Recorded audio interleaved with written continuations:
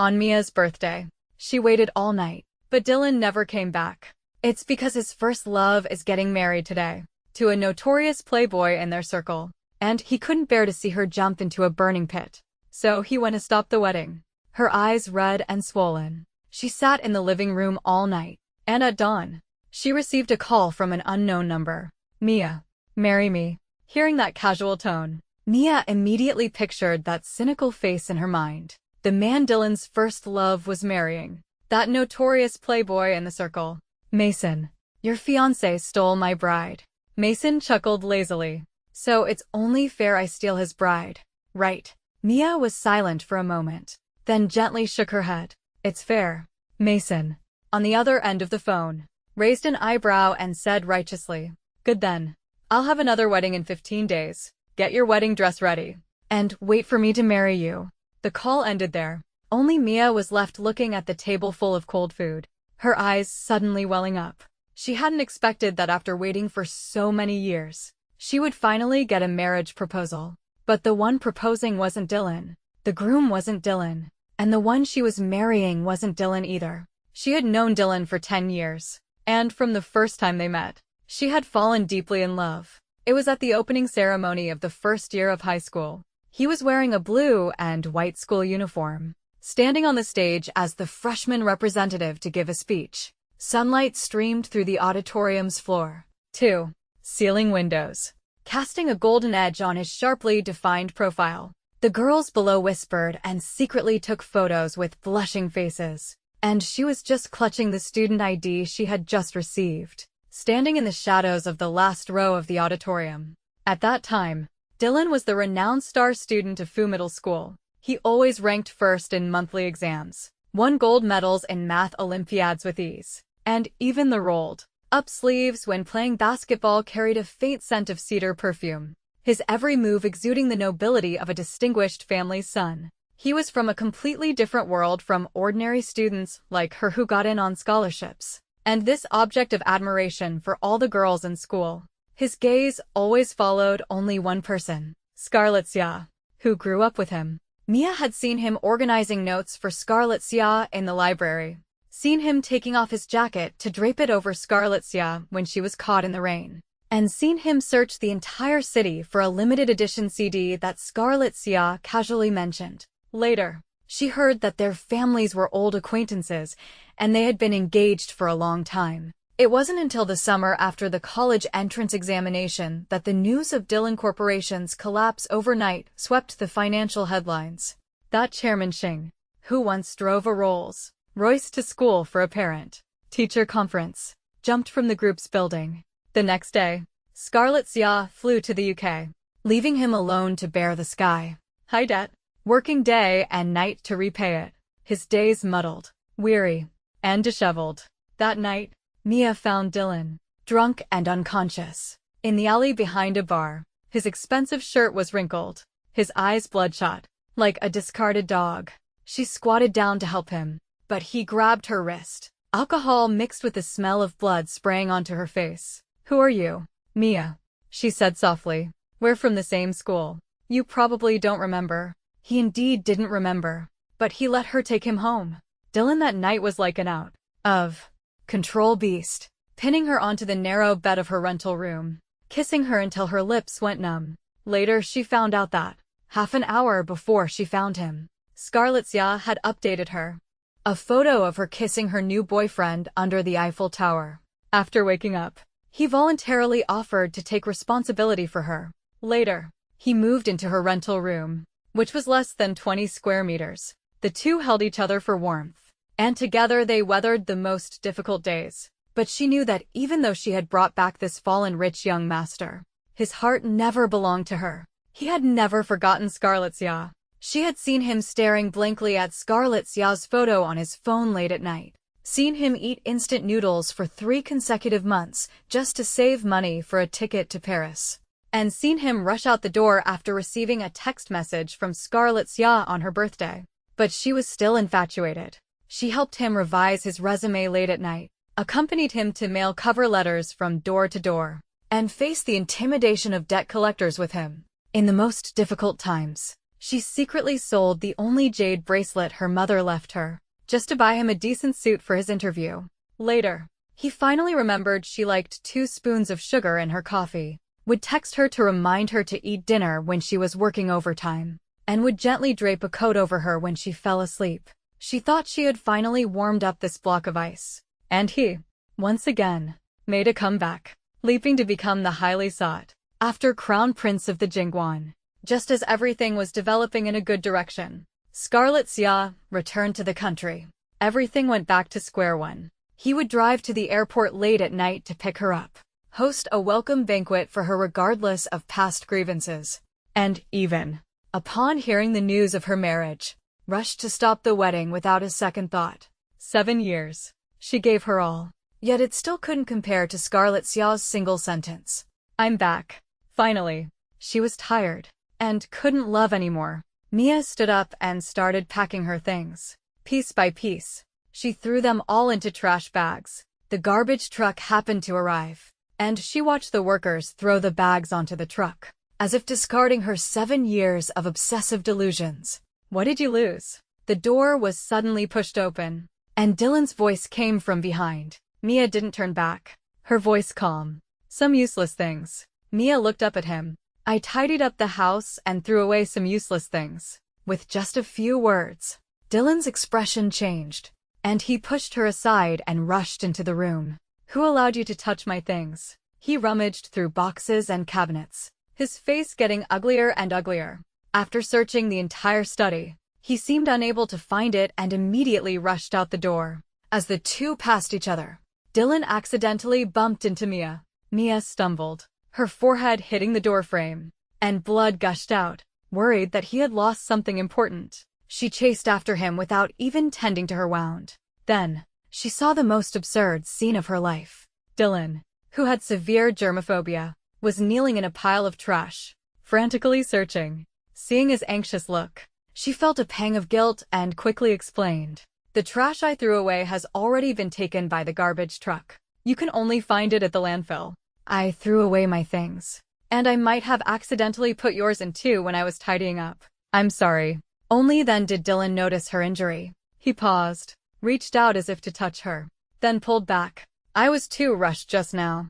I didn't notice. After they got into the car together, Mia finally couldn't help but ask, what did you lose? Was it very important? Dylan gripped the steering wheel, and after a while, he told her that it was the jade pendant he used to send for maintenance. Mia's heart trembled violently, and tears welled up in her eyes. That jade pendant was the token exchanged when Dylan and Scarlet Xia got engaged. No wonder he was in such a hurry. The atmosphere in the car became stagnant. Dylan sensed her emotional change and knew that the matter of him crashing the wedding yesterday could not be hidden from her.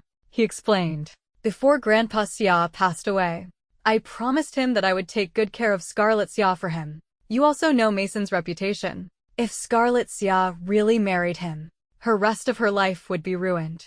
Which is why I went to crash the wedding.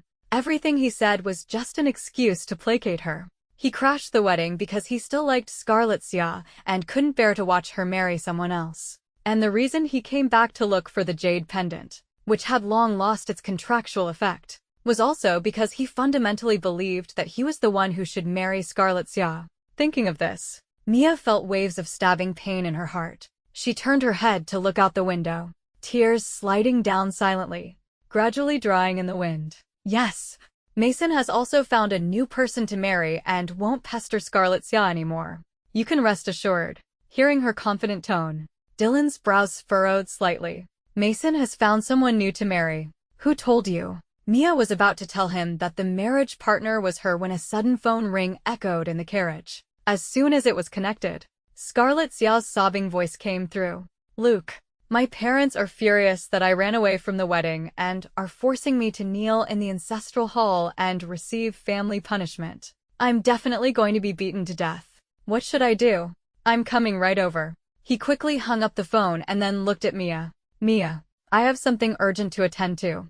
Can you go find the jade pendant for me first? Mia opened her mouth, but no sound came out of her throat. She nodded, opened the car door, and got out of the car alone. After watching his car disappear into the darkness, she hailed a cab to the dump. The garbage truck had already cleared the bins. She looked at the mountains of trash, rolled up her sleeves in the dim light, barely enduring the stench. She dug for a full 5 hours before finding the things she had thrown away. She turned every box upside down but couldn't find any trace of the jade pendant. On the other hand, the housekeeper from home called. "Miss Jiang, the jade pendant has been found." It was under the young master's pillow. He must have accidentally put it there while sleeping. Mia let out a laugh. How much love could it take to look at this jade pendant even while sleeping? As a way to convey longing. Ironically, they shared the same bed every night, and she hadn't noticed. It was late at night, and she couldn't get a cab in the suburbs, so she had to walk back. The sky at the horizon turned pale like a fish's belly. Her feet were rubbed raw, and her legs were swollen. Only then did she finally arrive home. She had left in a hurry and forgotten her keys, and she was so exhausted that she didn't even have the strength to knock. She leaned against the door and fell into a deep sleep. After who knows how long, Mia was woken up. She groggily woke up and saw Dylan's assistant standing in front of her, his face anxious. "Miss Jiang, Mr. Shang is in trouble. Can you please come with me to the hospital to take a look?" Mia's mind was in a haze. Before she could figure out what had happened, she was pulled into the car by him. The cold autumn wind blew, and she regained her senses, finally remembering to ask what had happened. A trace of difficulty appeared on the assistant's face, and he hesitated to speak. He took out his phone and opened a video for her to watch. "Mr. Shang went to the Xia family yesterday to take the family punishment for Miss Xia. He was whipped 100 times. After he finished, he fainted and was sent to the hospital." In the video, she watched the man who, even in his most desperate moments, would rather have his hand cut off by creditors than kneel. Now kneeling in the Xia family's ancestral hall, protecting Scarlet Xia and enduring the whipping. Blood stained his back, and the wounds crisscrossed, his flesh peeling back, looking horrifying. Each lash felt like it was hitting her heart too, making it hard for her to breathe. The assistant had also parked the car and left after taking her to the ward door. The door was ajar, and Mia could clearly hear Scarlet Xia's crying from inside. "Dylan, why are you so foolish? I left you and went abroad back then. Shouldn't you hate me? Why? Why did you come to snatch the bride? Why did you have to take these whips for me?" Dylan lay on the hospital bed, his voice weak, but with an indescribable subtle emotion. "When you first left, I did hate you very much. But as time went by, I was just glad that you were the girl I liked. I didn't want you to suffer with me in a dilapidated rental and eat steamed buns and pickles every day, working part-time until I fainted from hypoglycemia. Your choice was not wrong." After hearing his explanation, Scarlet Xia cried heartbrokenly and couldn't help but throw herself into his arms. "So you've already forgiven me, right? You came to snatch the bride because you couldn't let go of me, right? My parents said that if you took the punishment for me, you had to agree to marry me. You agreed willingly, right?" Her questioning, one by one, struck Mia's heart like heavy hammers, making her whole body numb. Dylan agreed to marry her. After seeing Dylan nod with her own eyes, the heart that had been shattered into 1,000 pieces completely broke. The phone in her hand fell to the ground with a thud. After an unknown amount of time, Mia picked up her phone and turned to leave. Scarlet Xia, who was right behind her, grabbed her hand as soon as she reached the stairs. "Mia, I know you saw everything just now. Dylan has never forgotten me. You've suffered with him for 7 years. I deliberately set a trap, and he rushed to steal the bride. From beginning to end, he only had me in his heart. What can you compete with me with?" It was at this moment that Mia finally understood that marrying Mason was just her ploy. The goal was to have Dylan steal the bride. Perhaps Scarlet Xia's parents were also aware of this, which is why they enforced family law, making Dylan marry her. After all, Dylan is now incredibly successful, so they naturally want to reinstate this engagement. After thinking it through, Mia found it ridiculous. He gave his whole heart to you, and you're still scheming against him. Don't you think you're shameless? Upon hearing this word, Scarlet Xia wore a look of disbelief. Scheming? What did I scheme against him? Whether it was stealing the bride, taking punishment for me, or agreeing to marry me at my parents' request, I never forced him. He did all of this willingly. He loves me to the point of disregarding everything else. This is something you'll never have in your life. Every word was like a sharp blade piercing Mia's heart, causing a stinging pain. She had to admit that everything Scarlet Xia said was true. Yes, he did it willingly, so I respect his choice. Don't worry. I've decided to step down. I wish you both happiness. After speaking, she turned to leave. But Scarlet Xia reached out and violently pushed her down the stairs. Mia rolled all the way down the stone steps, bruised and battered, bleeding profusely. She lay in a pool of blood, her body trembling uncontrollably, her vision swimming. She forced her eyelids open and saw Scarlet Xia looking down at her, her face full of the triumphant satisfaction of a victor. Quit. Are you willing to quit? If it weren't for the Dillon family's bad luck, you wouldn't even be worthy of kneeling to tie Luke's shoes. Today, I'll show you clearly what kind of end a cheap, ugly duckling like you deserves. Stop dreaming of becoming a phoenix perched on a branch. After viciously spitting out these words, Scarlet Xia clapped her hands, and 3 hooligans with dyed yellow hair walked out. They swarmed forward, grabbed Mia, pinned her limbs, and with sinister grins, tore at her clothes. She had never experienced anything like this, and she turned pale with fear, struggling with all her might. But she couldn't break free from their grip. Bruises appeared all over her body from their pinching, and her clothes were half off. Overwhelmed by terror and panic, she suddenly heard Dillon's voice. Grace, who was that just now? What are you doing here? Scarlet Xia turned and saw Dillon a few steps away. She quickly gestured behind her, telling them to drag the person into a corner. Nothing. The nurse asked me to handle some paperwork. It's all done now. Desperate Mia saw hope and struggled desperately, biting a thug's hand and crying for help. Dillon, save me.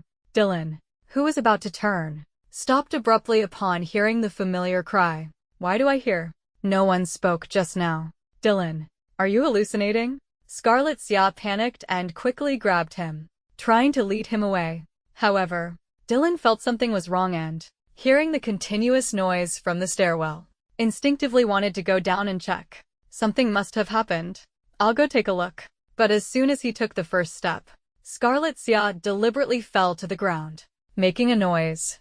Seeing her fall, Dillon immediately turned back to help her up, his voice full of concern. What's wrong? Scarlet Xia squeezed out a few tears and looked at him pitifully.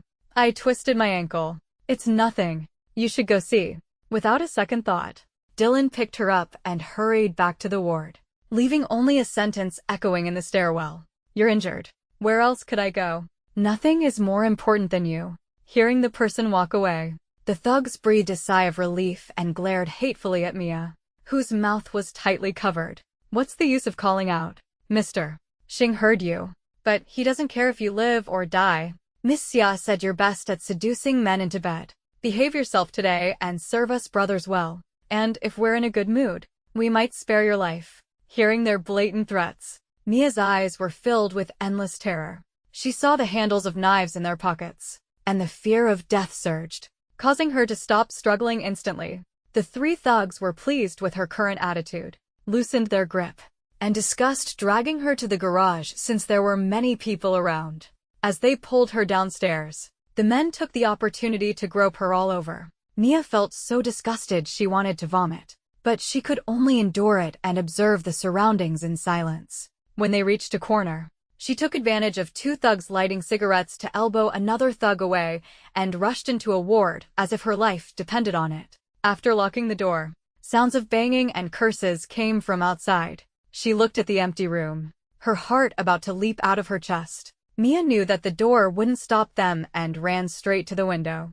Below was a pool, and there were quite a few patients strolling in the garden. Without hesitation, the moment the door was kicked open, she jumped out of the window. From a height of over 20 meters, she fell into the pool and gradually lost consciousness under the impact of the strong water current. After a day and a night of unconsciousness, Mia woke up to see Dillon. He sat by the hospital bed, tightly holding her hand, his eyes full of heartache. Mia, how are you? Does it still hurt? Mia's eyes scanned the surroundings, her voice hoarse. I'm fine. What about those thugs? They've already been sent to the police station. Don't worry. If they dared to lay hands on you, I definitely won't let them off. Dillon's voice carried suppressed anger, as if he was truly furious. Mia didn't care what Dylan would do to them, and asked a very important question. Did they say who ordered them? Dylan was stunned for a moment, then shook his head. No. They just said they saw you alone. So they got malicious intentions. It's all my fault. I shouldn't have been busy with my own things and neglected you, which led to you being targeted by them. Mia knew she couldn't hold Scarlet Xia accountable, so she closed her eyes and said tiredly, "Then what have you been busy with these days?" Dylan was silent for a moment. Busy with company matters. Hearing this answer, Mia pinched her fingers hard, a tremendous surge of anger rising in her heart. And she finally couldn't help but want to get a clear answer. Are you busy with company matters? Or are you preparing for your wedding with Scarlet Xia? Dylan's face instantly froze. Mia, where did you hear this news? Mia smiled with reddened eyes. You went to snatch the bride. Everyone is saying that. If you snatch the bride, you're going to marry her. When he learned that she had also heard the rumors from outside, Dylan's anxious heart was put at ease. He frowned and said, "These are all unfounded rumors. You are my girlfriend. How could I possibly marry someone else?" Mia, the company has a lot of affairs to deal with right now. When things calm down, I'll talk to you about our marriage. Okay. He's still lying. So he plans to marry Scarlet Xia without telling her. Then, at that time, Scarlet Xia will be his wife. What will she be? A mistress. A deep sense of absurdity surged in her heart, leaving her speechless. She closed her eyes, swallowed those heavy and bitter emotions, and answered him in her heart. There's no need to talk to her about marriage anymore. She will never marry him. The day he marries Scarlet Xia, she will also marry someone else. Seeing that she remained silent, Dylan changed the subject. The doctor said you've been too tired lately and have been overthinking things. I've asked my assistant to cancel my work so I can spend a few days with you properly. For the next 2 days, he stayed by her bedside, accompanied her to follow up appointments and change dressings, fed her porridge, poured her water, and was extremely attentive. The nurses who came to check on her saw this and were extremely envious, praising him non-stop. Your boyfriend has been by your side the whole time. He really spoils you. Mia's eyes were vacant, and she didn't respond. Only she knew that although Dylan was physically present, his heart had long since drifted away. As soon as she rested, he would take out his phone to chat, and the smile on his lips was irrepressible. While he was away, she looked at his phone left on the table. As soon as she opened it, Mia saw his chat logs with Scarlet Xia. If she said she wanted to eat something, he would immediately buy 2 portions, deliver one to her, and bring the other back to the hospital. If she said she missed him at night, he would send her countless selfies and sing to her in voice messages to help her sleep. If she said she hadn't been out shopping for a long time, he would create a detailed date plan, planning to take her in a couple of days. Whether Scarlet Xia complained, shared her troubles, or talked about her life, Dylan would reply instantly. Occasionally, if he replied a minute late, she would get a little jealous, and he would patiently coax her. You're not replying to me. Are you still taking care of your girlfriend? Are you marrying me without planning to break up with her?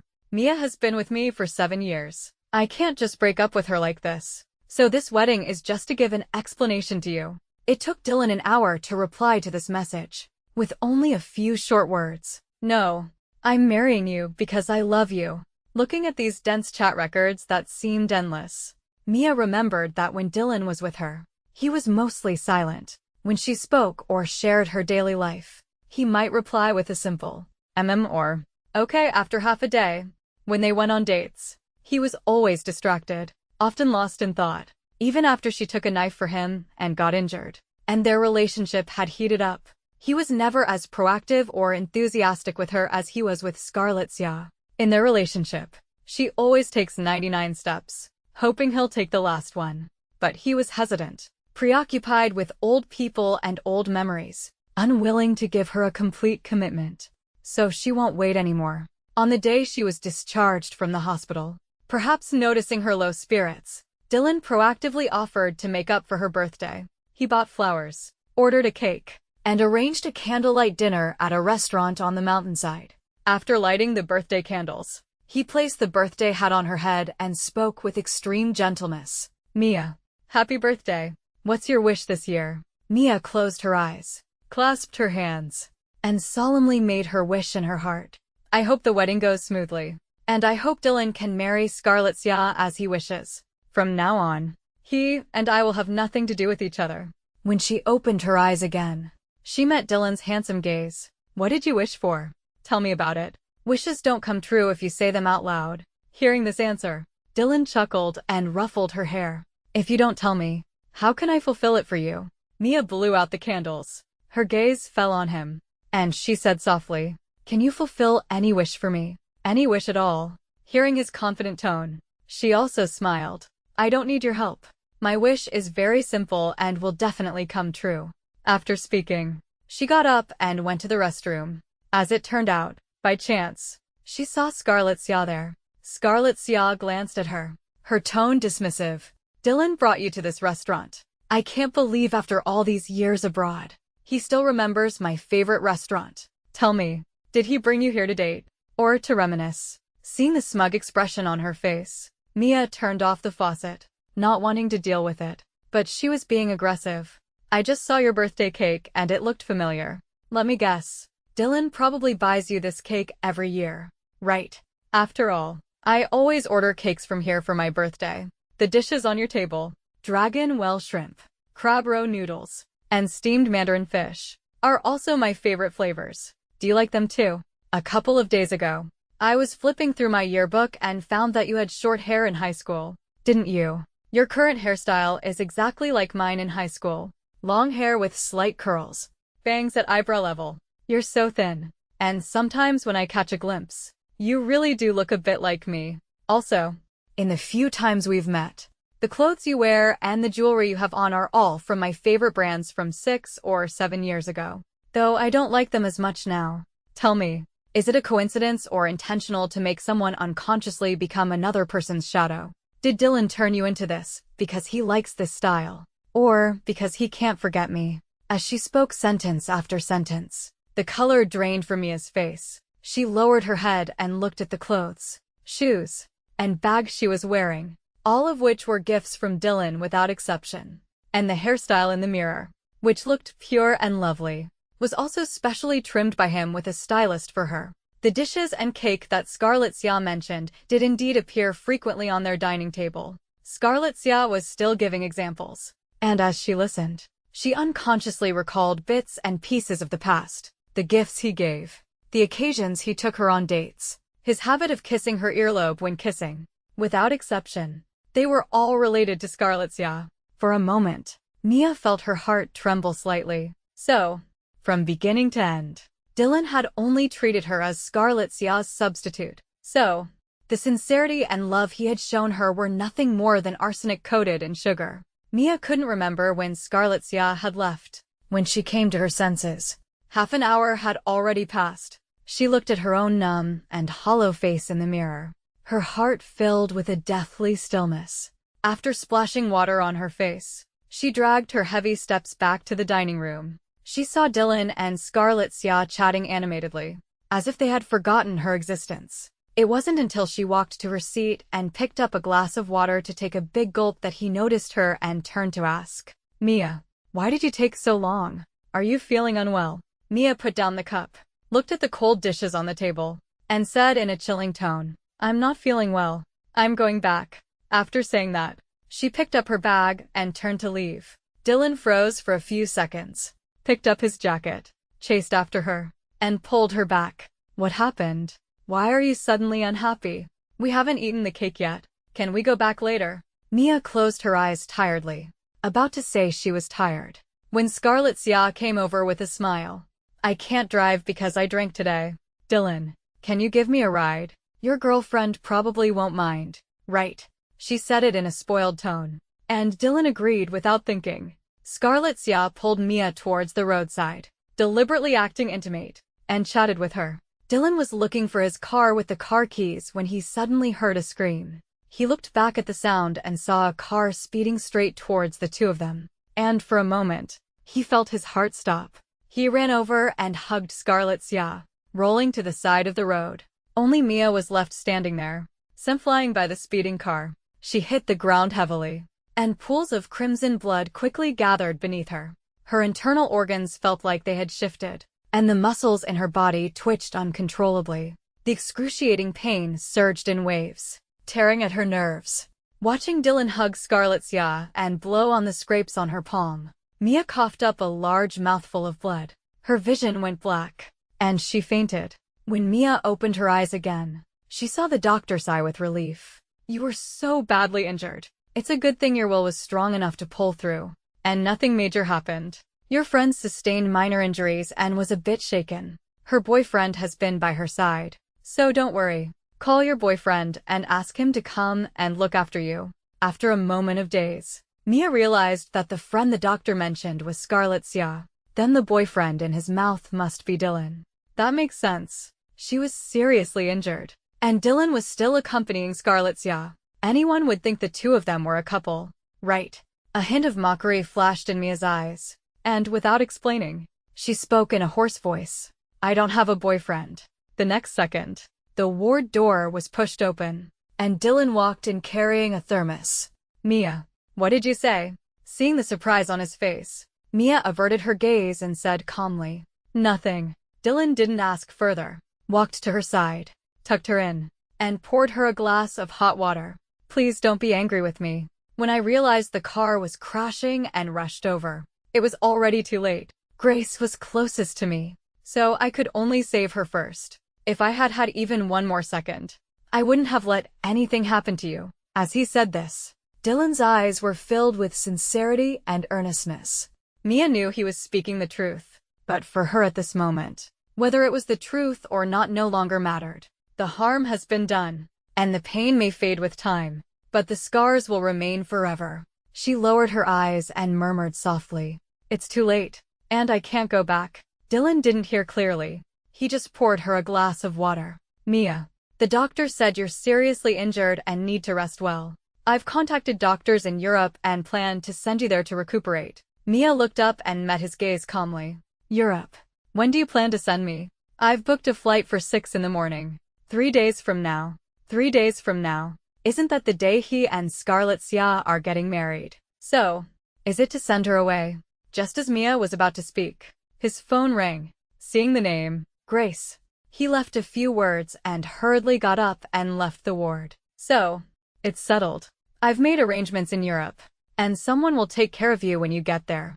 I'll come to pick you up after I've handled my work here." Watching his retreating figure, Mia retracted the words she was about to say.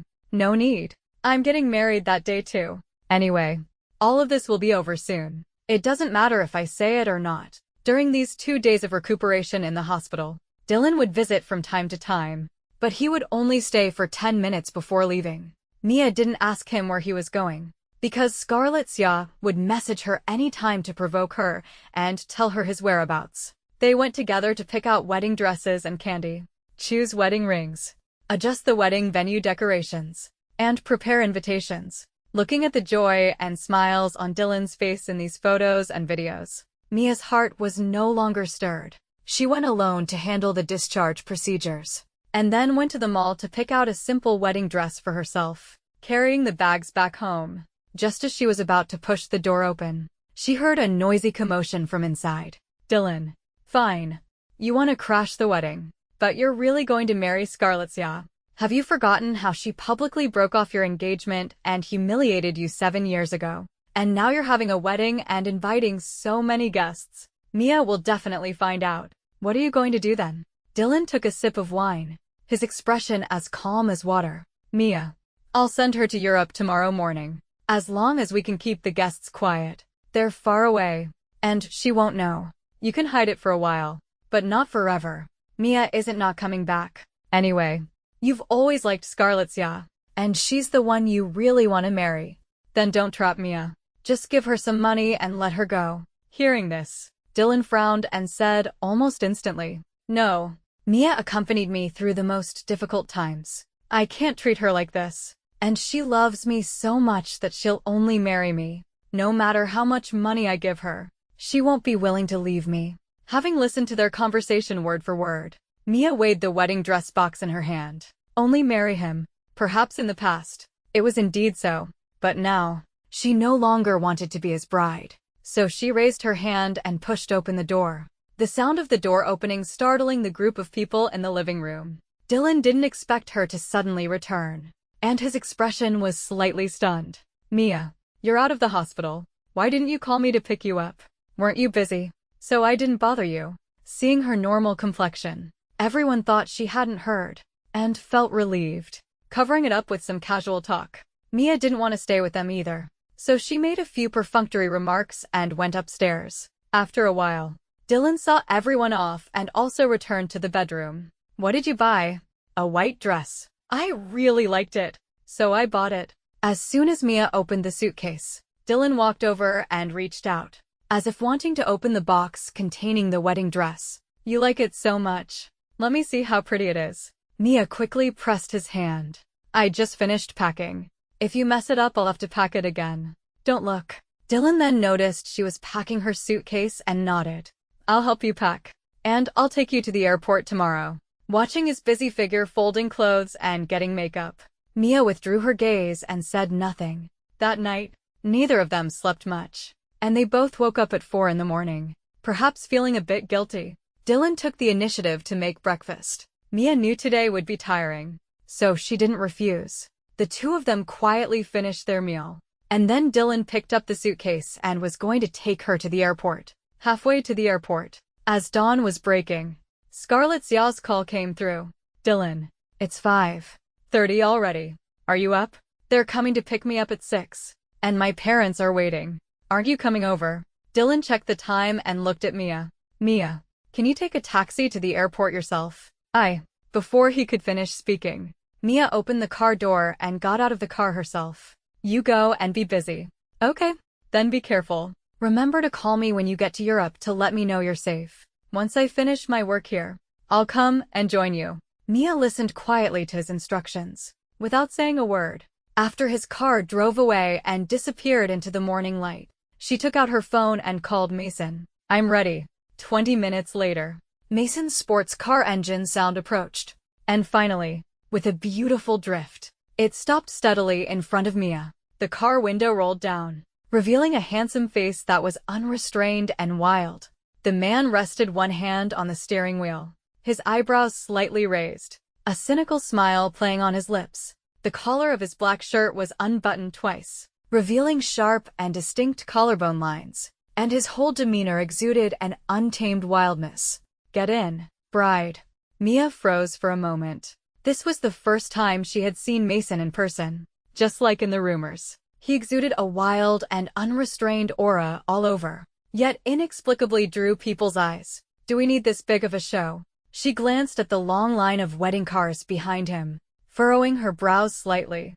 Mason let out a low chuckle, pushed open the car door, and stepped out, his long legs carrying him right in front of her. He was more than half a head taller than her, and when he looked down at her, his eyes held a hint of teasing. If I'm crashing the wedding, how else could I live up to my reputation? As he spoke, he extended his hand to her, palm up, his knuckles long and distinct, asking one last time, are you sure you're leaving with me? Mia looked at the hand reaching out to her, her fingertips curling slightly, and finally, she gently placed hers on it. I'm sure. Her voice was soft, but firm. The smile in Mason's eyes deepened, and he suddenly grabbed her wrist, leaned down, and swept her into his arms. Mia exclaimed, instinctively wrapping her arms around his neck. Since you've decided, don't dawdle. He grinned freely and strode towards the wedding cars. When this young master marries his bride, it's always in broad daylight. She was bundled into the passenger seat, and as Mason rested one hand on the car door and leaned in to buckle her seatbelt, a faint scent of cedarwood mixed with tobacco wafted towards her.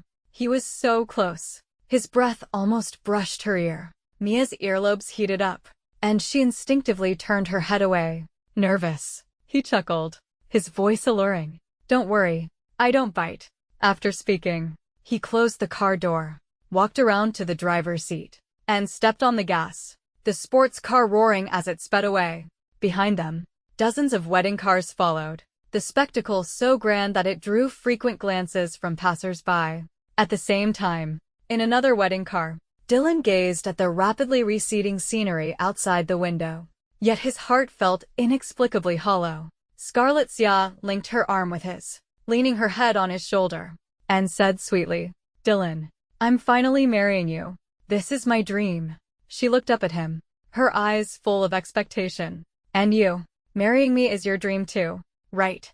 Dylan lowered his gaze, meeting her expectant eyes, his Adam's apple bobbing. Of course. But as soon as the words left his mouth, Mia's face uncontrollably appeared in his mind. When he was at his lowest, she squatted in the alley behind a bar and carefully asked, "Are you okay?" She sold her mother's only jade bracelet just to buy him a decent suit, but smiled and said, "I don't like wearing jewelry anyway." She had a high fever, but still forced herself to make him hangover soup, and ended up fainting in the kitchen. Scenes flashed by like a revolving lantern, his heart feeling as if it were clutched by an invisible hand, aching with a dull pain. Scarlett Xia noticed his distraction. Her eyes instantly reddened. "Today is our wedding, and you're thinking of someone else. Do you like Mia?" Dylan suddenly snapped back to reality, suppressed the strangeness in his heart, and pinched her face. "You really don't know who I like." Scarlett Xia then broke into a smile, and said coquettishly, "Then punish me with a kiss." Dylan lowered his head and kissed her lips, but the moment he touched her, he inexplicably remembered Mia. She was always so well behaved when kissing, her eyelashes fluttering, her breathing careful, and occasionally when he kissed her too hard, she would gently push him away, blushing. Slower. The kiss ended. Scarlett Xia leaned into his arms with a blush, but the driver suddenly spoke. "Mr. Sheng, there's a wedding car ahead too. According to custom, the bride should exchange a bouquet for good luck." Dylan absent-mindedly hummed, and rolled down the car window. Then, he and Mia, dressed in a wedding dress and holding a bouquet in the opposite wedding car, made eye contact. The moment the bouquet slipped from her hand, time seemed to stop. Dylan's eyes, which were smiling at Scarlett Xia, turned completely pale as he saw the person in the opposite car. He stared intently at Mia in the opposite wedding car, his eyes full of shock and disbelief. Dylan never expected Mia, who should have been at the airport at this moment, to meet him now, dressed in a wedding dress, sitting in another wedding car, and about to exchange a bouquet with Scarlett Xia. "Mia." Dylan subconsciously called Mia's name, his voice still trembling slightly, but at the same time, he didn't see the ferocious expression on Scarlett Xia's face the moment she heard the call. Mia just glanced at him indifferently, then looked away, naturally exchanging the bouquet in her hand with Scarlett Xia. Her movements were fluid and natural, as if the man in front of her was not the lover Mia once deeply loved to the extreme, but just a stranger she met by chance. "Stop the car." Dylan slammed on the car door, his voice hoarse and full of anger. "Stop the car for me." Hearing his shout, the driver instinctively hit the brakes, and the entire motorcade was forced to stop. The opposing Mason family motorcade also stopped after receiving a signal from Mason. The two motorcades faced each other quietly on the bridge. Mason lounged in his seat, turning his gaze to Dylan, and said playfully, "Oh, isn't this Mr. Sheng?" "What?" In such a hurry to remarry. Dylan had no intention of paying attention to Mason. He stared intently at Mia. Mia was very beautiful today, more beautiful than he had ever seen. It wasn't the gorgeous style he imagined from Scarlett Xia. Today she was wearing a simple satin mermaid dress, making her look like a slender magnolia flower. Mia's hair was exquisitely styled into an updo, revealing her long, slender neck, making her appear even more elegant and gentle. Dylan used to insist on dressing Mia to look like Scarlett Xia, but he had never realized. Dylan was a bit dazed. It turned out that Mia was even more captivating when she was herself. Scarlett Xia was filled with displeasure. She glared angrily at Mia, but met Mason's sinister gaze. She couldn't help but shudder. But the next second, the cold, piercing gaze vanished. Scarlett Xia had words at the tip of her tongue, but she swallowed them back. Her intuition told her that the gaze just now was definitely not an illusion. Dylan didn't notice Scarlett Xia's situation. His hands were gripping the car window tightly, his knuckles turning white from the force. "Mia, what are you doing?" Mia looked at Dylan calmly, her eyes as still as a dead pool. She lowered her gaze to examine the bouquet she had exchanged, and couldn't help but sigh. "Ornate and uninteresting. As you can see, getting married. What are you kidding about? Who allowed you to marry him?" Dylan suddenly flew into a rage. He punched the car door hard and ignoring Scarlet Xia's attempts to stop him, shouted his question. Mason reached out to twirl a few strands of hair that fell behind Mia's head, and with a scoff, said, "What, mister? Dylan is saying, aren't you also rushing to get married?" "What? You can start a fire while the officials are away, but I can't light a lamp." Dylan's temples throbbed with anger from this remark. He stared intently at the car opposite, only to find that Mason's ring finger was adorned with a diamond ring. He then looked at Mia's hand and found that she also wore a diamond ring. They were a pair of snowflake-shaped diamond rings, refracting a cold light under the sun. Dylan remembered that Mia had once mentioned to him that it was her favorite diamond ring style. And now, Mia had the diamond ring she wished for, but it wasn't put on by him. Dylan. Thinking of this, Dylan's gaze towards Mason carried a hint of hostility. "Mia, stop messing around." He suppressed his anger, but his voice trembled uncontrollably. "I know you're still angry with me, but marriage isn't child's play. I have unavoidable difficulties right now. Wait for me to finish dealing with the Xia family's affairs."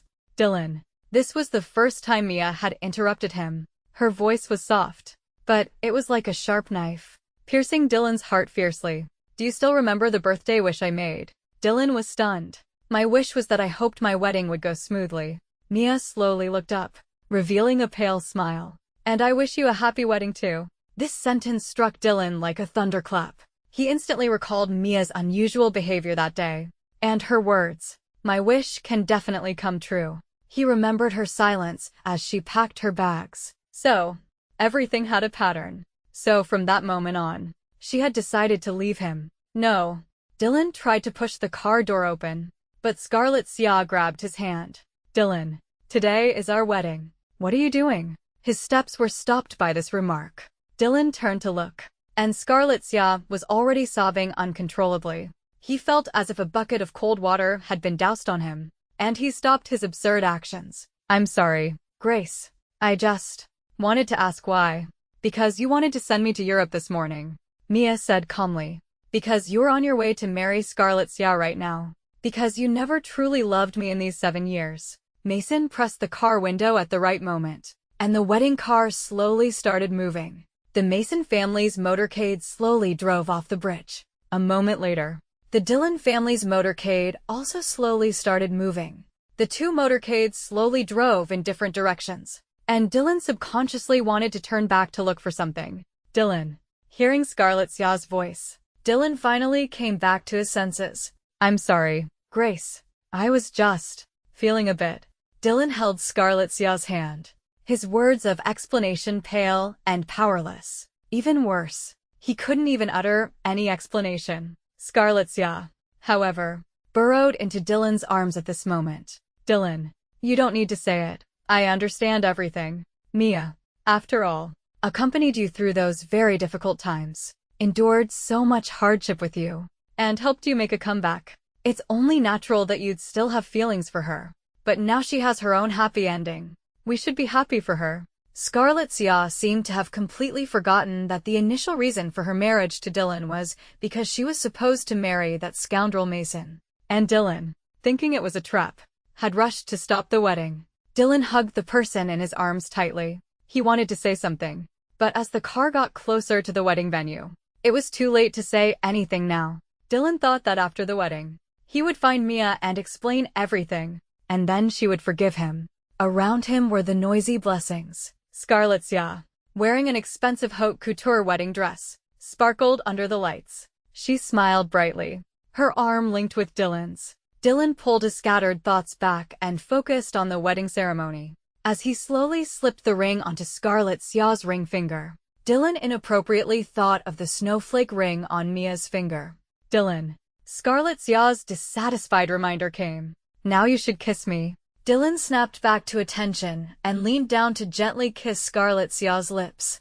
Scarlet Xia and he had been separated for 7 years, and now they were reunited. Even though they had overcome all difficulties and obstacles and entered the hall of marriage, Dylan wasn't as happy as he had imagined at this moment. Meanwhile, on the other side, Mason first opened the car door, then went around to the other side and opened the car door, bending slightly to help Mia out of the car. The two of them stood on the wedding stage, with the priest's solemn and serious blessings in their ears and the probing or envious gazes of the guests beside them. Mason took her hand and put the wedding ring on her finger, his fingertips warm, neither cold nor excessively hot. He bowed his head to kiss her as the priest spoke, their lips lightly touching and then parting, like a meticulously designed performance.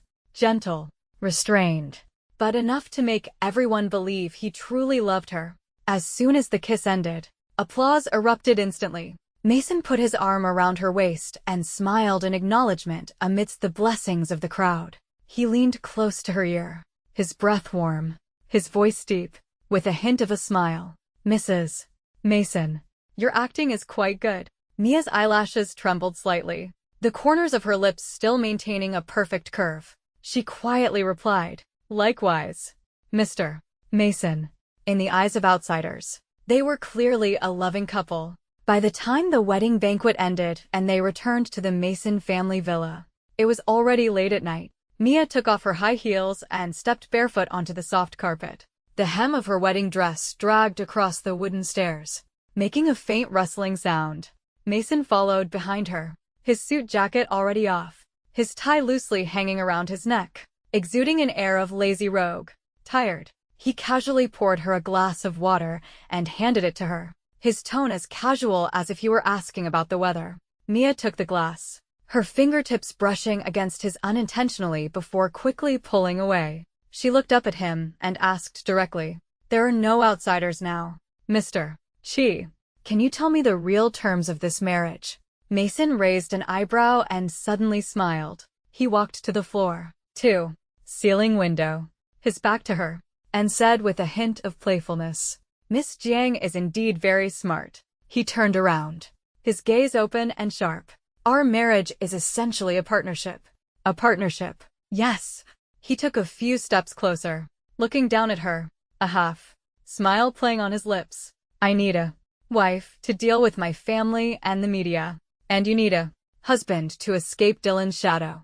We each get what we need, and we don't interfere with each other." Mia was silent for a moment, then suddenly chuckled. "Sounds fair enough." This Mason didn't seem to be the complete rake he was rumored to be.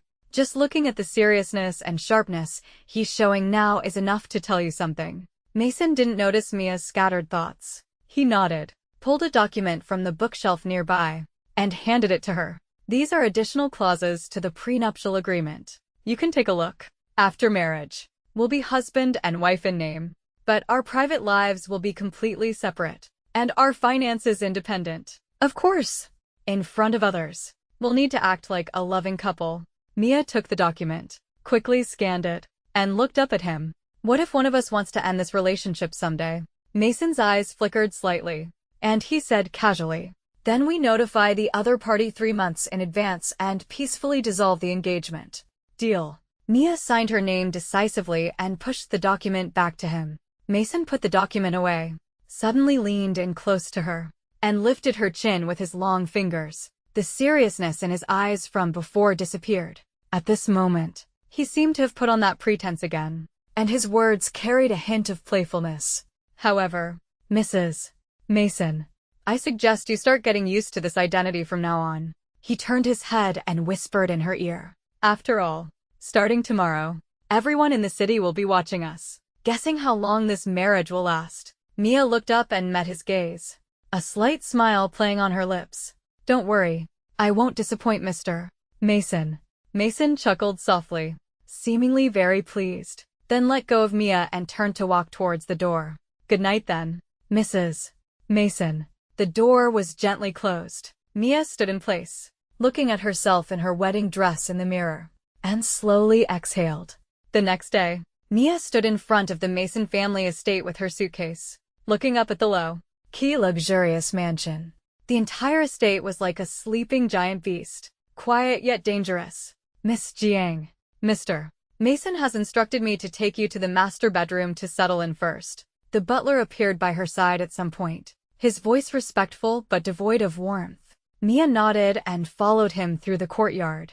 The water droplets from the fountain refracted tiny lights in the sunlight.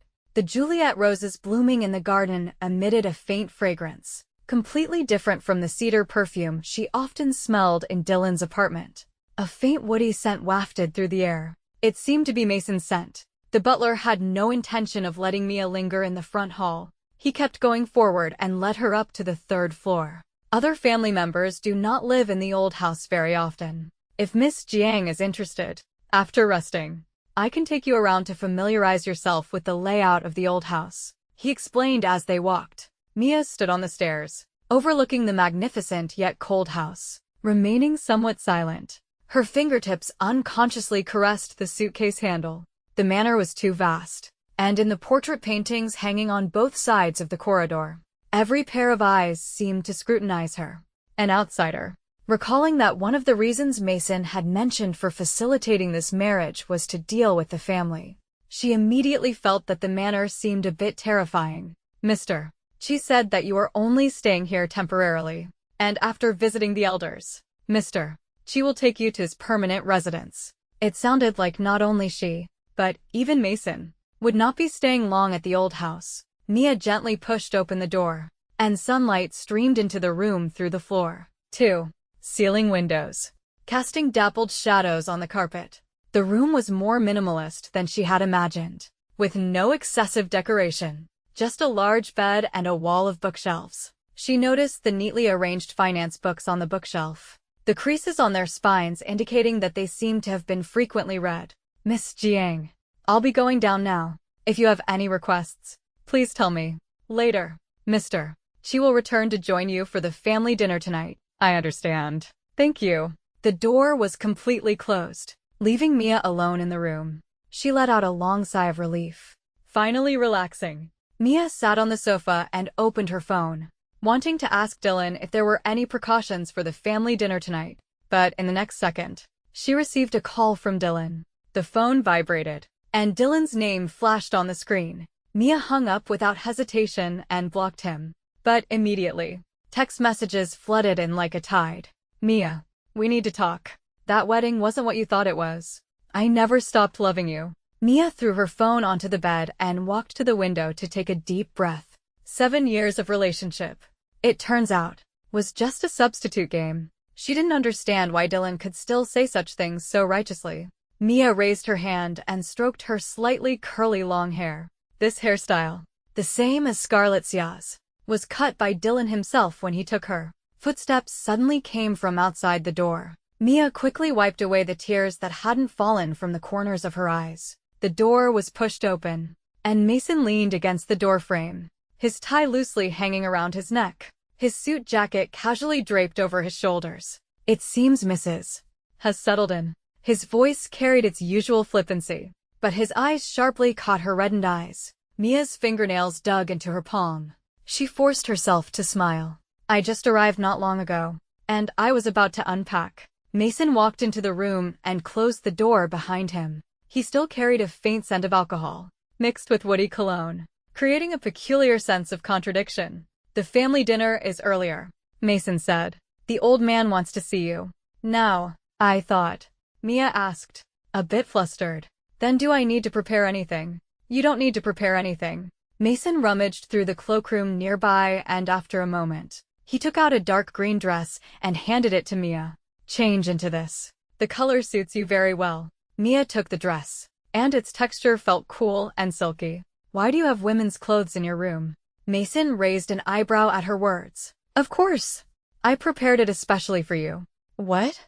Are you jealous? We're just in a contractual relationship, remember. Mia replied calmly and turned to walk towards the bathroom to change. So she didn't see the fleeting complexity in Mason's eyes. When she came out after changing into the dress, Mason was standing in front of the bookshelf, flipping through a financial magazine. Sunlight outlined his tall silhouette. His eyes behind the glasses were focused and sharp, completely different from the debauched young master image rumored about him. Do you really understand finance? Recalling the traces of flipping she had just seen, Mia couldn't help but ask. Mason closed the magazine, instantly reverting to his flippant demeanor. I'm just pretending. Otherwise, how could I scam investors' money? The family dinner was more oppressive than Mia had imagined. At the head of the long table sat old Master Mason. His hair was already white, but his sharp gaze was like a knife. scanning Mia from head to toe the moment she appeared. And at the banquet, relatives kept probing her family background, openly and subtly. Underneath every seemingly gentle greeting, there were sharp knives hidden. I heard Miss Jiang was previously engaged to Dylan. Mason seconded and asked with a smile, holding her wine glass. Then why did she suddenly marry our Qingye? Upon hearing this, Mia's fork made a harsh sound against the plate, but her heart felt a strange sense of relief. What must come will come. She raised a smile and was about to answer this question when Mason suddenly took her hand, his fingers lightly tracing her palm. It seems Second Aunt is getting older lately and her memory is getting worse, he said lazily. Mia and I have been together for a long time. It's just that some people were blind and insisted on interfering. He turned to Mia, his eyes suddenly gentle, with a hint of grievance in his tone. You agree, don't you? Mia's heart trembled inexplicably at the word, but her body leaned against his shoulder. Yes, but it's all in the past. After the banquet ended, Mia returned to her room, exhausted. This isn't a banquet at all. It's clearly a battlefield. If you're not careful, those people will catch on to your words and tear you to shreds. Mason was called to the study by the old man for a talk. She stood alone by the window, gazing at the winding paths in the manor. After an unknown amount of time, the door was gently pushed open, and Mason walked in, reeking of alcohol. You performed well, he said, undoing his tie. The old man is very satisfied with you. Hearing this, Mia turned around, only to find that, even under the warm light, Mason's face was extremely pale, with fine beads of sweat on his forehead. Did you drink too much tonight? At the dinner table, besides a few bites of the food she gave him, Mason's wine glass was never empty. There's no way around it. Mason wore a wry smile on his face. He reached out and unbuttoned the top button of his shirt, as if he could finally breathe. If I don't let them drink to their satisfaction, I won't be able to get away tonight. As he spoke, he suddenly stumbled, and Mia quickly went to support him. The moment they touched, she felt the taut muscles beneath his shirt and his abnormal heat. Mason, you have a fever. Mason waved his hand, trying to push her away, but he stumbled forward powerlessly. Mia barely managed to support him and helped him onto the bed. After unbuttoning his shirt, she couldn't help but gasp. His back was covered in bruises, some even starting to turn black. What happened? Mia's voice was filled with disbelief. The wounds were shocking, but given Mason's identity, who would dare do this to him? Mason closed his eyes and said calmly, just family discipline. The old man wasn't happy with my recent investment direction. Mia quickly found the first aid kit and carefully treated his wounds. When the alcohol swab touched the most severe wound, she felt Mason's muscles tense up. She quickly looked up, but Mason remained silent. Why would you do this? She asked softly. You're not what people say you are. Mason suddenly opened his eyes. In the light, his gaze was clear. Unlike someone who is drunk. Do what? And what do you think I should be like? Mia thought back to the professional books on the bookshelf, his subconscious insights into financial topics at the dinner table, and the wounds on his back. You're pretending. She seemed to understand something but still didn't grasp why Mason was doing this. All that dissolute behavior you see on the outside is just your act. Mason pushed himself up and gazed at her at close range. Smart girl. He reached out and stroked her cheek. What about you? Have you really let go of Dylan? Mia didn't dodge his touch. When I found out that 7 years of feelings were just a stand in game, my heart had already died. Hearing this, Mason's eyes suddenly deepened. He got up and walked to the desk, took out a document from the drawer and handed it to Mia. Since we are partners, we should be honest with each other. Mia opened the document, and when she saw the content, she couldn't help but gasp. This is the equity structure of an investment company under Mason Group. Mason holds 75% of the shares. Not just this one. Mason leaned against the desk.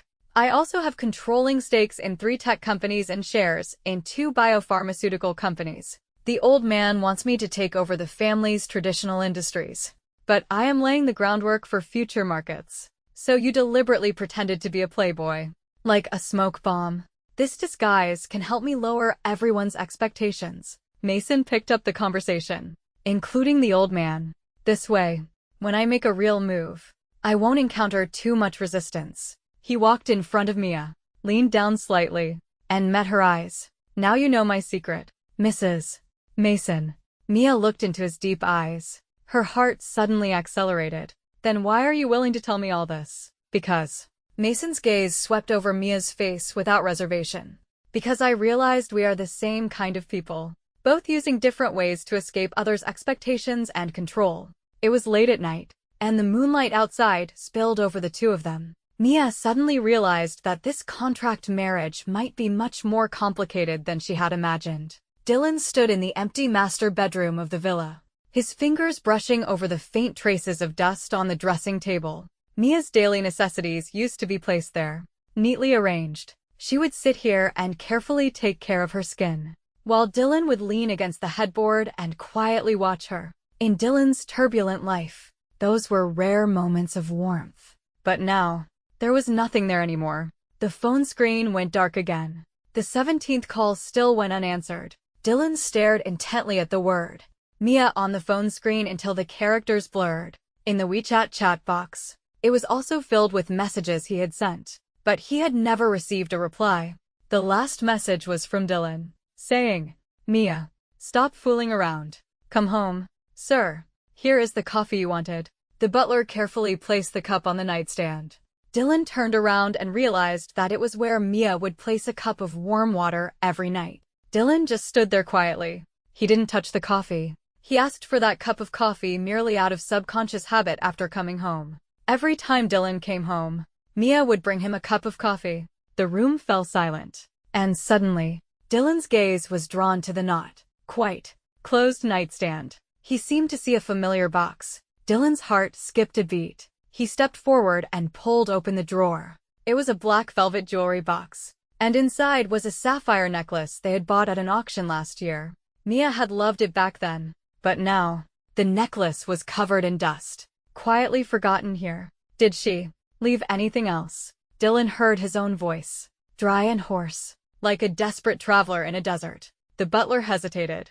Miss Mia threw away most of her things. She only took some clothes and a few books. All the jewelry and accessories you gave her are in the safe in the study. Dylan stumbled to his feet. He hurriedly opened the safe. The password was still Mia's birthday. The gemstone stud earrings, necklace, bracelet, and the diamond ring he had prepared to give Mia on their wedding day were all still there.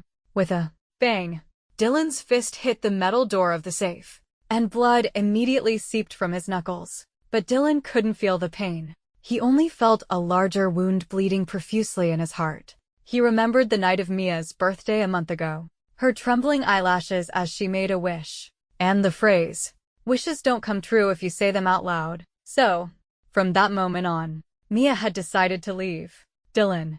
Scarlett Xia's clear voice came from the doorway. "Why aren't you answering your phone? Mom and Dad want us to go over for dinner tonight." Dylan turned mechanically upon hearing the voice. Scarlett Xia was wearing a white dress today, her slightly curled long hair falling over her shoulders. This look was so familiar it made his stomach ache. Mia. The name slipped out unintentionally. Scarlett Xia froze in place, her originally bright smile stiffening on her face. "What did you say?" "Nothing." Dylan rubbed his temples. "I'm not going tonight. I have work." "Work again." Scarlett Xia's voice suddenly sharpened. "Ever since you met Mia on the bridge that day, you've been out of your mind. She's already married to Mason, and the whole circle is laughing at us." Dylan looked up sharply at this, his eyes so fierce that Scarlett Xia involuntarily took half a step back. "Laughing at what?" Scarlett Xia bit her lip and hesitated, saying, "The circle is saying you've been cuckolded, that Mia had been involved with Mason long ago. Get out." "Dylan." "I said get out."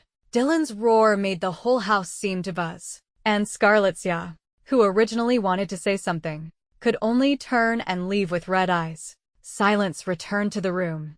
Dylan slid to the floor, and his phone screen lit up at that moment. It was a call from his assistant. "Did you find out, Mr. Sheng?" "We've found it. Mrs. Mason." "No. Miss Zhang's schedule for today. She will be visiting the South City Art Center this afternoon at 3 o'clock for an exhibition." Dylan listened to the address his assistant mistakenly used. His chest involuntarily heaved violently, yet it felt as if a giant rock was pressing down on him, making it hard to breathe. At the South City Art Center, Mia stood in front of an abstract painting, lost in thought. On the painting in front of her, there was a large area of broken blue, like a torn sea. And, if you looked closely, it also resembled weeping eyes. She was wearing a simple beige turtleneck sweater today, paired with a pair of minimalist jeans. The snowflake diamond ring on her left ring finger shone brilliantly under the exhibition hall lights. Nice taste. This painting is called Overturned Water. Mia turned her head at the sound. Mason had appeared beside her at some point, holding 2 cups of coffee. He was wearing a dark gray turtleneck sweater today, which made his features even more defined. The eyes behind his glasses held a faint smile. Why are you here? Didn't you say you had a meeting? Mia took the coffee. Her fingertips accidentally brushed against his. A warm and dry touch. Mason shrugged. It ended early. My assistant told me you were here, and I thought you might need this. He took a black card out of his pocket. After the art exhibition, there will be a small auction here. Buy whatever you like. Mia shook her head and refused. This is too valuable. Mason tilted his head and looked at her. After a moment, he still pushed the black card in his hand forward. Consider it a wedding gift. Mason leaned close to her ear, his warm breath brushing against Mia's earlobe. Also, don't forget, we are loving couple now. His voice was teasing, but Mia noticed he wasn't wearing any perfume today. Just a faint scent of aftershave. Clean and refreshing. This kind of casual realness was more moving than any deliberate performance. Mrs. Mason, enjoying yourself? I see. A sharp female voice sounded inappropriately, breaking the atmosphere between them. Scarlett Xia walked over in 10-centimeter heels, her steps making crisp, tap-tap sounds on the floor. Her red dress cut through the quiet exhibition hall like a bleeding wound. Mia's body stiffened noticeably upon hearing Scarlett Xia's voice. Mason subtly stepped forward half a pace, blocking her. Miss Xia. What a coincidence. What a coincidence. I came specifically looking for her. As she spoke, Scarlett Xia's fingers, adorned with scarlet nail polish, pointed directly at Mia. What's wrong? Scared to see people alone after latching onto a high branch. Her voice was particularly grating in the quiet exhibition hall, and her raised tone had already attracted the attention of several visitors. Mia took a deep breath and walked out from behind Mason. Is there something you need? Scarlett Xia's gaze shamelessly appraised Mia from head to toe. Then she sneered, her words laced with undisguised malice. Why are you acting so pure? Everyone knows you're looking for a new partner after Luke got tired of you. Young Master Mason probably doesn't know that she was with Luke for 7 years. She even knows what positions he likes. Slap. The crisp sound of a slap echoed through the exhibition hall. Mia's hand was still suspended in the air, trembling slightly from the force of the blow. Scarlett Xia covered her face, her eyes widening in disbelief. You actually dared to hit me. Why wouldn't I dare? This slap is to teach you what manners are. Mia's voice was soft, but every word was merciless. Dylan and I ended things long ago. Please don't appear before me again. A vicious glint flashed in Scarlett Xia's eyes, and she suddenly raised the coffee in her hand to splash it at Mia. Mason reacted extremely quickly, pulling Mia aside. The entire cup of coffee splashed onto Mason. Security, Mason shouted, and 2 security guards immediately ran over. He stood to the side of Mia, careful not to get close to her due to the stain on his clothes. But his demeanor made it obvious to everyone that they were close. Although Mason's voice wasn't loud, it was enough for the people around to hear clearly. Please escort this lady out, and notify all venues under Mason Company that Scarlett Xia is permanently banned from entering. Scarlett Xia's face turned deathly pale. How dare you? Why wouldn't I dare? Mason took off his coffee-stained glasses, his tone even more nonchalant. Miss Xia, you haven't been paying much attention to your own company's news lately, have you? Without the obstruction of his glasses, the sharpness in Mason's eyes stabbed directly at Scarlett Xia. Just this morning, the media company under Mason Company successfully acquired 30% of your father's company's shares. He slowly and meticulously cleaned his glasses. Oh, right.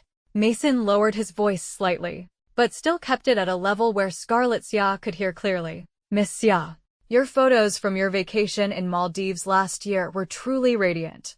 The gentleman next to you is also very familiar. Seems like his surname is Lee. Scarlett Xia's face instantly lost all color. Mason hadn't said it explicitly, but she understood. The man surnamed Li he mentioned was a married man. You. How could you know? Mason knew this. Would he know even more? Scarlett Xia didn't dare to think about it. But in the next second, she was lifted up by the security guards. Show her out. Mason put his glasses back on, a smile playing on his lips, still looking as refined as ever. Hearing him speak, the security guard immediately led Scarlett Xia away. An overwhelming sense of panic almost drowned her. Scarlett Xia struggled and screamed. Mia, do you really think he'll be sincere towards you? He's just... The large door closed again, cutting off Scarlett Xia's voice abruptly. Mia came back to her senses. She moved her fingers and realized she had been clutching the hem of Mason's clothes. She quickly let go, only to find the fabric was already a mess from her grip. Sorry. Mason, however, directly took her trembling hand, saying, "It's okay." He looked at the painting, overturned water, and asked, "Do you like it?" Mia nodded, then immediately shook her head. "It's too sad, but it's very real." After saying that, Mason raised his hand, signaling for a staff member to come forward. "Send this over after the exhibition is over." Neither of them had the mood to continue visiting the exhibition. On the way back, Mia remained silent. Mason didn't mind, simply turning up the heater a bit higher. It wasn't until the car stopped at the villa's entrance that Mia finally spoke to ask, "Those photos, do you really have them?" What she really wanted to ask was Scarlett Xia's situation real? Mason turned to look at her, his eyes holding a complex expression. "Does it matter if I do or not?" The carriage fell into silence, with only the ticking of Mason's wristwatch quietly resonating. "It's not important." Mia met Mason's gaze. "I just wanted to thank you. I think you should understand one thing. Even if our marriage is fake, it doesn't mean the title of Mrs. Mason is fake. It's not just for show. I think you should understand one thing. Even if our marriage is fake, it doesn't mean the title of Mrs. Mason is fake. It's not just for show." Mia smelled the faint aroma of coffee on him. "From the moment you put on this ring, no one can bully you." The words were very serious, and Mia subconsciously looked up, her eyes meeting Mason's deep gaze. There was no trace of his usual teasing. In the dim carriage, there was only a dark shade that Mia couldn't decipher. Her palms had unknowingly become damp, and her body instinctively retreated a little. But the carriage door was behind her, and Mia had nowhere else to retreat. Mason's gaze darkened. He shifted his eyes away, the familiar cynical smile returning to his face. "There will be a charity gala tonight. I've already sent someone to deliver a dress. I'll pick you up at 7. Mia nodded, watching him walk around the front of the car to open the door for her. As she passed him, Mason suddenly said in a low voice, "The photos are real. Not just Manager Li, but also Director Wang, young Master Zhou." Mia looked up sharply. Mason's expression was almost chillingly calm. "If you need it, these materials will appear on the desks of major media editors tomorrow." When Scarlett Xia returned to the Dillon family villa, Dillon was standing in front of the floor, ceiling window, still holding a half-smoked cigarette between his fingers. His silhouette seemed even sharper amidst the swirling smoke. "Where did you go?" Dillon didn't turn around. His voice was terrifyingly low. Scarlett Xia paused. Then she lifted her chin, her tone calm. "Just went out to clear my head." "Clear your head?" Hearing this answer, Dillon's actions paused. He finally turned around, his eyes sharp. "You went to clear your head at the South City Art Center, and then went to cause trouble for Mia." Scarlett Xia's expression changed slightly, but she quickly met Dillon's gaze directly, sneering. "Don't you already know everything?" "What?" "She's married now. You're not still hung up on her, are you?"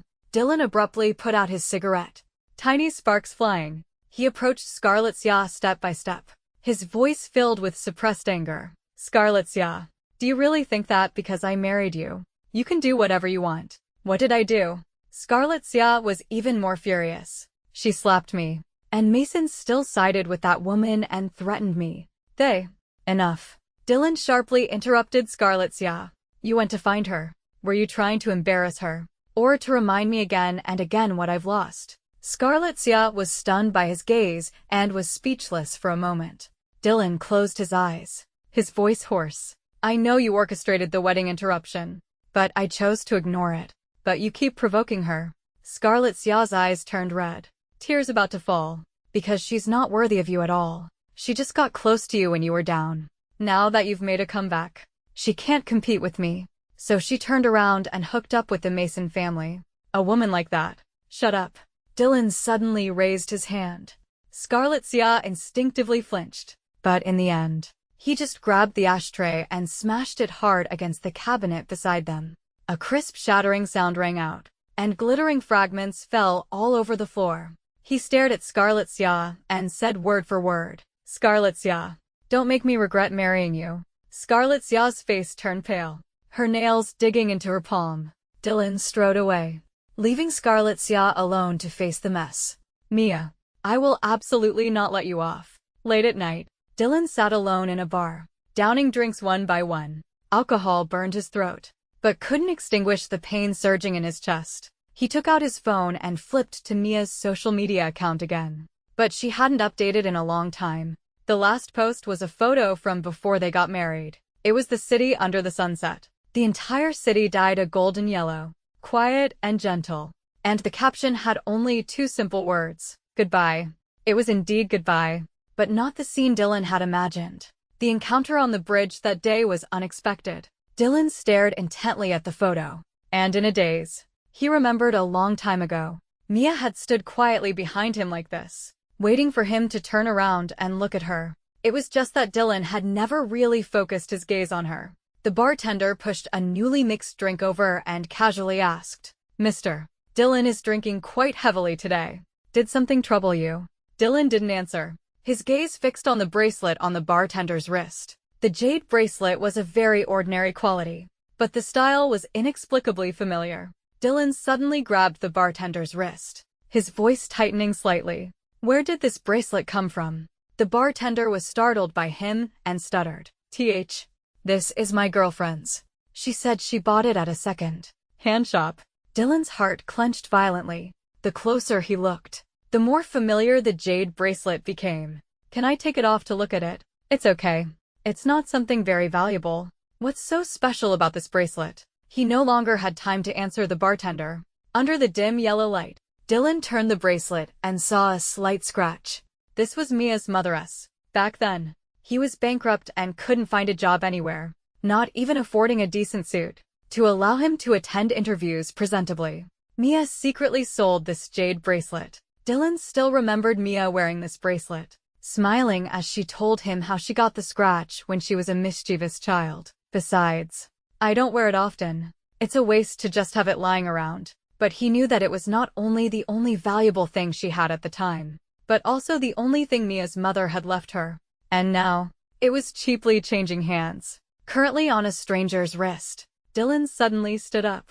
He threw down a stack of bills and stumbled out of the bar with the bracelet. The cold wind couldn't blow away the strong smell of alcohol on him, but it did make Dylan's eyes red. He took out his phone and dialed his assistant's number. "Go investigate. Find out everything. I need to know Mia's location right now. Also, help me investigate what happened during Scarlet Xia's years abroad." The thought came out of nowhere, but Dylan's years of intuition were constantly warning him. Dylan stood in the shadow of his study, holding a recently delivered investigation report in his hand. His intuition turned out to be right. The edges of the paper were crumpled by his grip, his knuckles white from the force. The assistant stood beside him, head bowed, speaking cautiously. "Mr. Sheng, we've thoroughly investigated Ms. Xia's whereabouts for the past 7 years as you requested. Besides the Maldives photos we found earlier, we've also uncovered some unusual financial transactions." Dylan's gaze fell upon one of the pages. Scarlet Xia's private account had been transferring 500,000 yuan monthly to an overseas account for the past 3 years. With the memo, consulting fee, the recipient was a shell company, and its actual controller's surname was Li. A familiar name. "Is this manager Li the former vice president of Hengyuan Group who was sentenced last year for embezzlement?" Dylan's voice was as cold as ice. "Yes." And what's even more bizarre, the assistant handed over another document. A week before Ms. Xia returned to the country, this account suddenly received a payment of 2 million yuan, signed by Chairman Xia. Dylan slammed the file shut. He recalled Scarlett Xia's eagerness to marry Mason upon her return, and her parents' strange enthusiasm for the marriage. Keep investigating, he gritted out. Especially all the financial movements of the Xia family around the time Shangs went bankrupt 7 years ago. In a late-night bar private room, Dylan threw a stack of photos in front of Scarlett Xia. Explain this. His voice was frighteningly calm. Why did your father transfer 200 million assets to a Swiss bank the day after my father jumped to his death 7 years ago? Scarlett Xia's smile froze on her face. The clear bank statement in the photo showed that the money eventually flowed into an offshore account completely unrelated to Xia Corporation. Luke, listen to me. She reached out to pull him, but he pushed her away. And this, too. Dylan pressed record on his phone, and Scarlett Xia's voice came through clearly. My dad could kill old man Xing back then. And he still can. The recording cut off abruptly. A slip of the tongue from her after getting drunk one time. Scarlett Xia's face instantly turned deathly pale. Your Xia family has been the murderer from the very beginning. Dylan's eyes were like knives dipped in poison. You approached me just to monitor whether I was investigating the truth. As he turned to leave, Scarlett Xia suddenly burst into hysterical laughter. Do you think Mia is clean? She and Mason. Shut up. Dylan suddenly grabbed her neck, only to release it at the last moment. Don't let me hear you mention her name again. Mason Group. Mia had just come out of the conference room.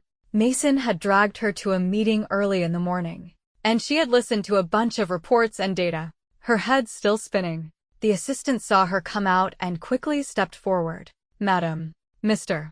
Xing is downstairs and said he wants to see you. Mia paused in her steps. Then her expression remained calm. Go tell him I'm very busy and don't have time to see him. The assistant didn't leave, and she hesitated. But Mr. Xing said, he has something very important to discuss, and he won't leave until he sees you. Mia was silent for a moment, then finally walked towards the elevator. In the lobby on the first floor, Dylan stood by the floor, ceiling window, his back looking lonely and tense. Hearing footsteps, he suddenly turned. His gaze locked onto her. Mia. Mia stopped, keeping a distance from him. Is there something? Dylan's Adam's apple bobbed, and after a moment, he spoke in a hoarse voice. I found that jade bracelet. Mia's eyes flickered slightly, but she quickly regained her composure. So, you called me here just for this. That was your mother's keepsake, Dylan said, his voice starting to tremble. You sold it resolutely back then, just to buy me a decent suit. Mia looked at him quietly, not denying it. Dylan's eyes turned red, and he couldn't help but take a step forward, wanting to hug Mia. I'm sorry. Mr. Xing. A cold voice interrupted him. Mason walked out of the elevator, impeccably dressed in a suit, his eyes sharp as blades. He walked directly to Mia's side, naturally putting his arm around her waist, his posture intimate and possessive. Mr. Xing, it seems you're a bit confused. This is not the place for reminiscing. Mason smiled, but the smile was superficial, not reaching his eyes. If Mr. Xing really has something important to discuss, you can make an appointment. Dylan stared at the hand resting on Mia's waist, clenched his fist, his knuckles turning slightly white from the pressure. What Mia and I have is none of Mr. Chi's business to interfere with. Mason raised an eyebrow, his tone dismissive. Oh, but Mia is my wife now. Her business is my business. Anger surged in Dylan's eyes. He growled in a low voice. Mason, don't push it too far. Mason let out a cold laugh, not backing down. Pushing it too far. Who is really pushing it too far? Mr. Xing, have you forgotten who left her on the roadside to go after another woman? Dylan's breath hitched. He couldn't answer the question. He turned to look at Mia, his voice humble, almost pleading. Mia, let's talk. Okay. Mia watched all of this coldly. It wasn't until Dylan looked at her again that she finally spoke. Though her voice was soft, it was like a knife, fiercely piercing his heart. Dylan, your regret has nothing to do with me. Dylan froze in place, watching her turn and walk away side by side with Mason. But this time, she didn't look back at him again. Dylan left Mason Group dejectedly. His phone rang. It was Scarlett Xia calling. Dylan stood there for a long time. The call automatically ended because no one answered. But this action seemed to enrage the person on the other end of the phone. And immediately, the message notification sound rang madly. From inquiries to doubts. From please to. Dylan simply turned off his phone and threw it on the back seat. He looked at the sky. Hi Mason Group. As if he could ignore the distance and see Mia. The next day, when Mia stepped into the group building again, she noticed the strange looks from all around. The receptionist's smile was a little forced, and the employees in the elevator fell silent the moment she stepped in, leaving only subtle glances exchanged. Mia frowned slightly, and when she pushed open the office door, her assistant suddenly stood up from her seat and hurried to greet her. Ms. Mia, have you seen today's financial headlines? What's wrong? The tablet was handed to her, and the screen clearly showed a bold and enlarged headline. The scheming rise of the Mason family's young madam. 7 years as a substitute. Schemingly married into a wealthy family. From a commoner to a phoenix. The accompanying photos were an old photo of her and Dylan, and a photo from her wedding with Mason. The content of the article was extremely exaggerated, claiming that Mia was merely Scarlett Xia's substitute.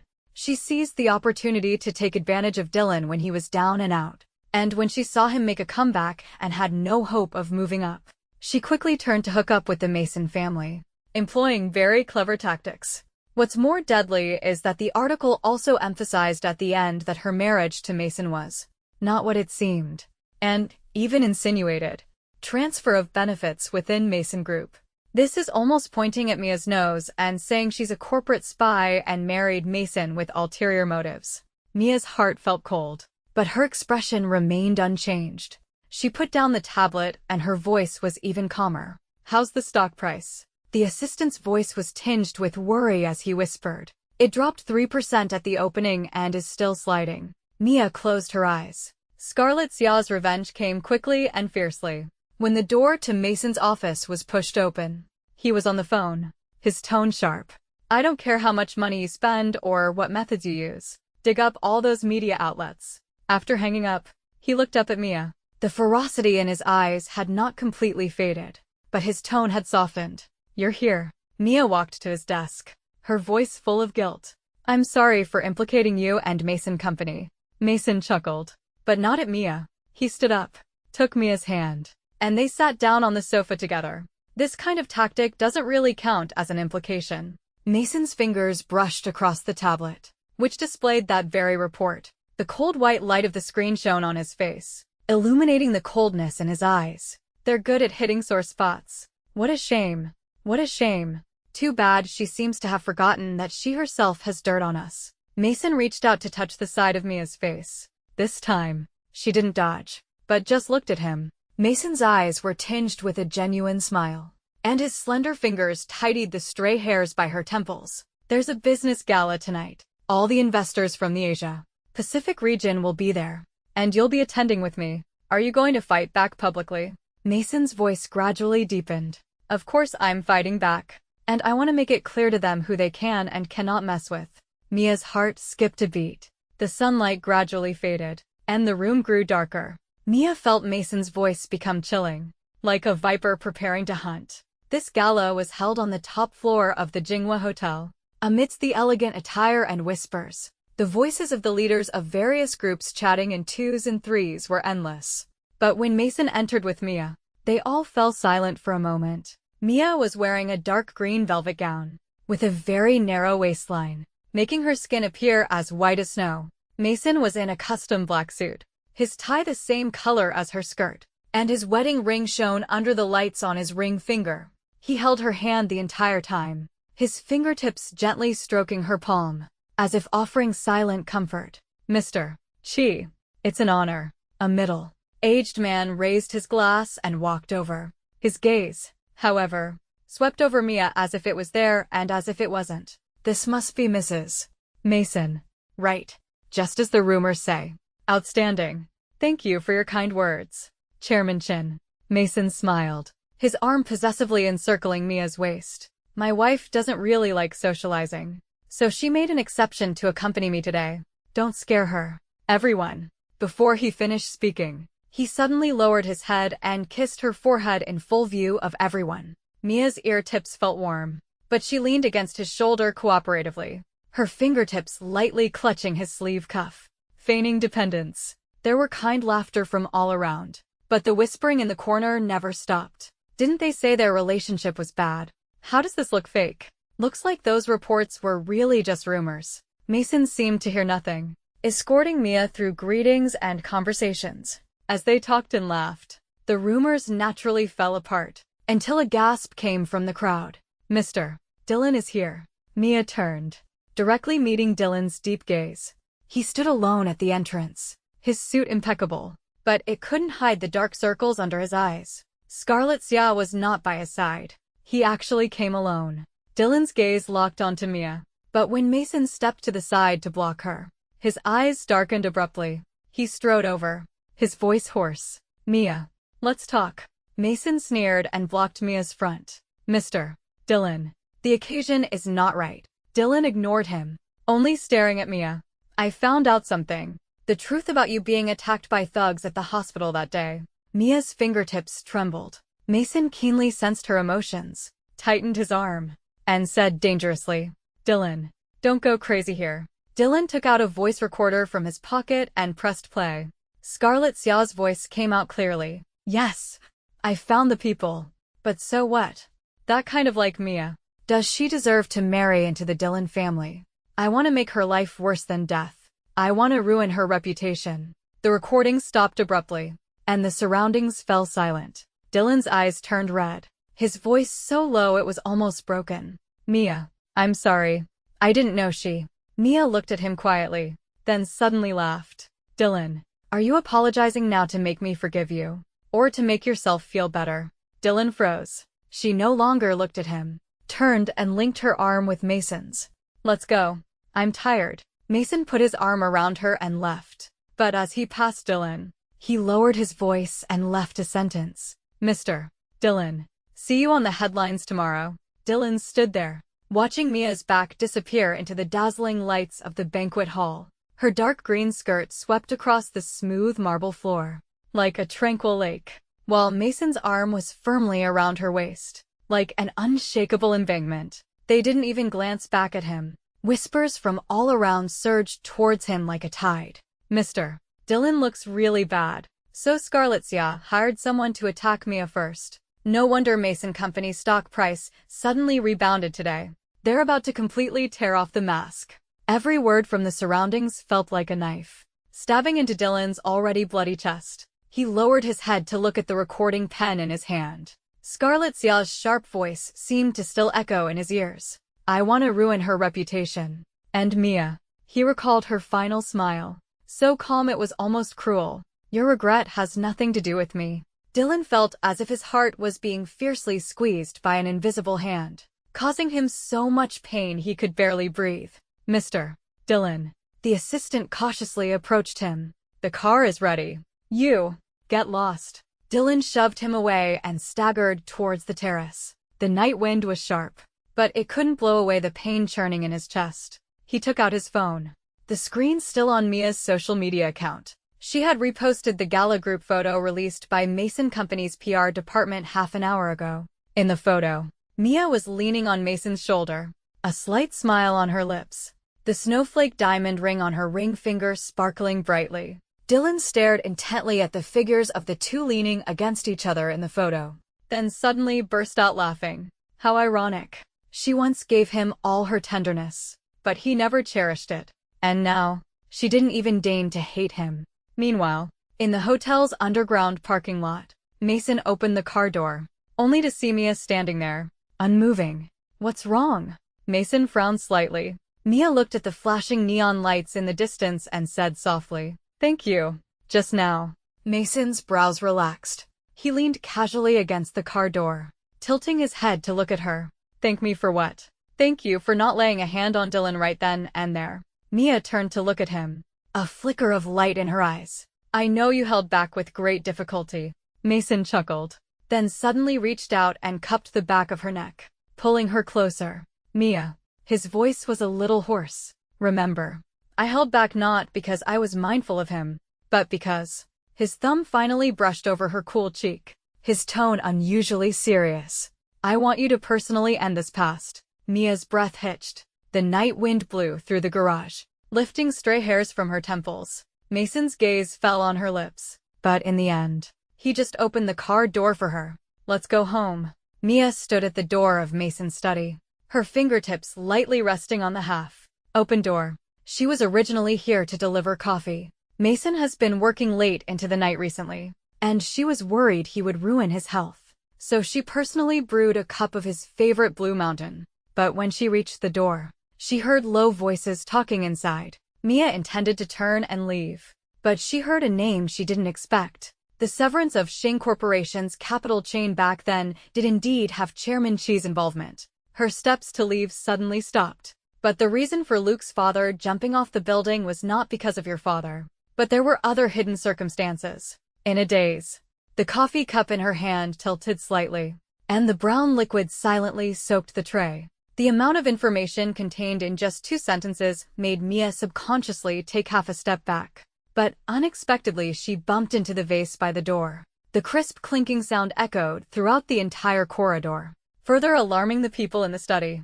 The door was yanked open, and Mason stood at the junction of light and shadow, a flicker of surprise flashing in his eyes behind his glasses.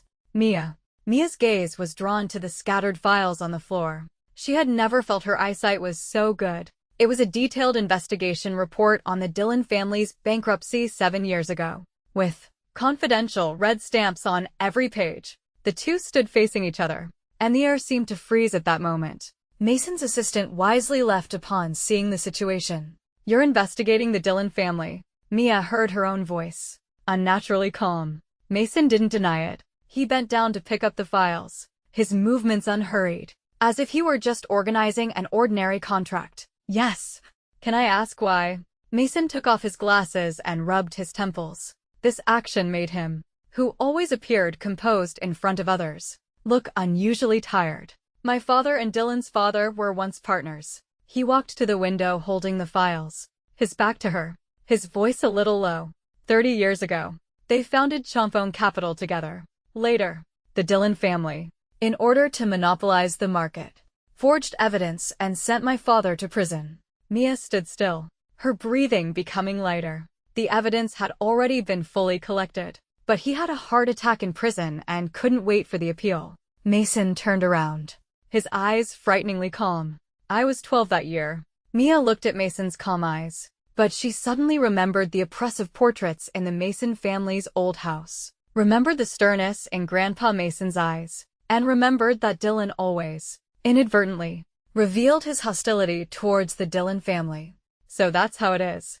Everything was explained. "So," Mia heard her own trembling voice, "so you approached me just to get revenge on Dillon?" Mason didn't answer immediately to this question. He walked up to her and reached out as if to touch her face again. But his fingers stopped in mid-air when he saw her instinctively step back. In the beginning, yes, Mia hated being deceived. But she never thought that she would feel pain when she heard the truth.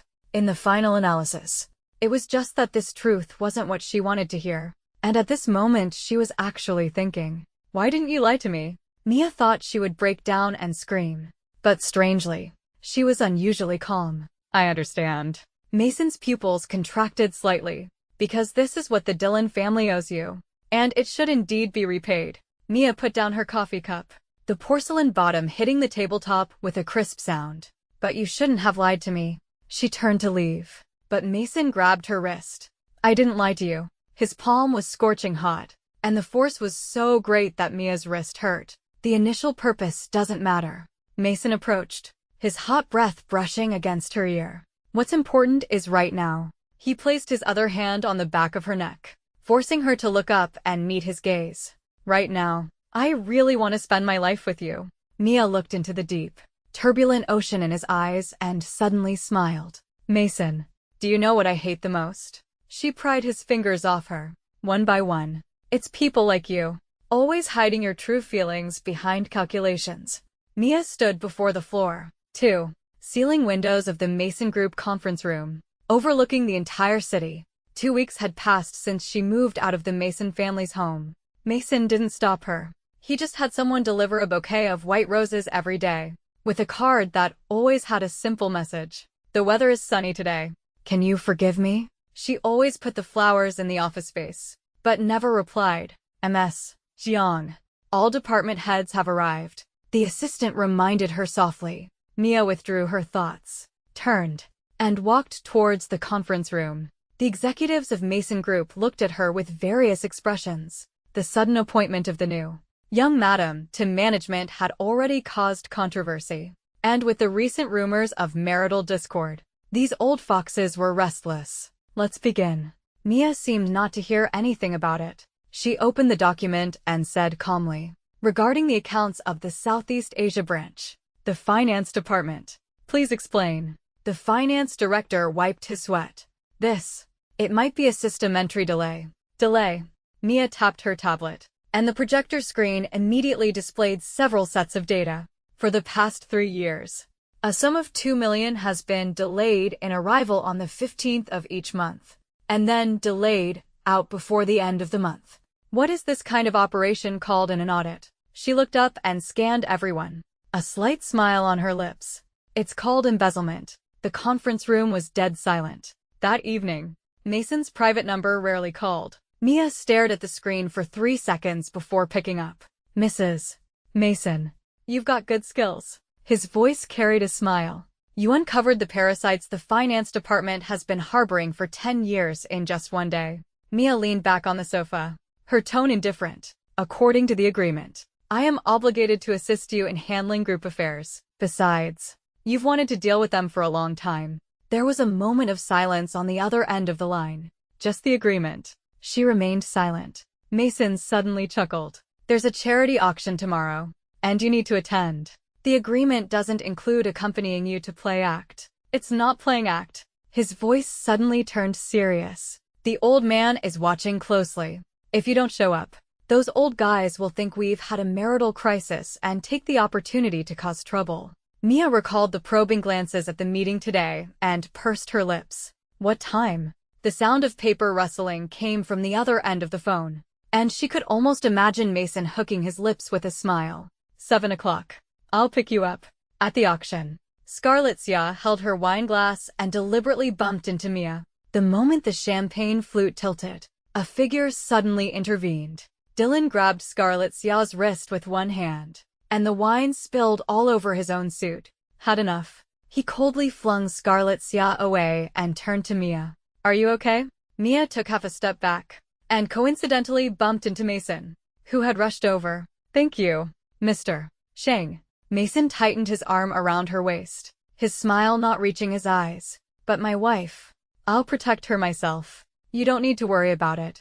Dylan stared at their clasped hands, his tone low. Mia, I have something too. We have nothing to say to each other. Mia interrupted him, her voice soft but firm enough.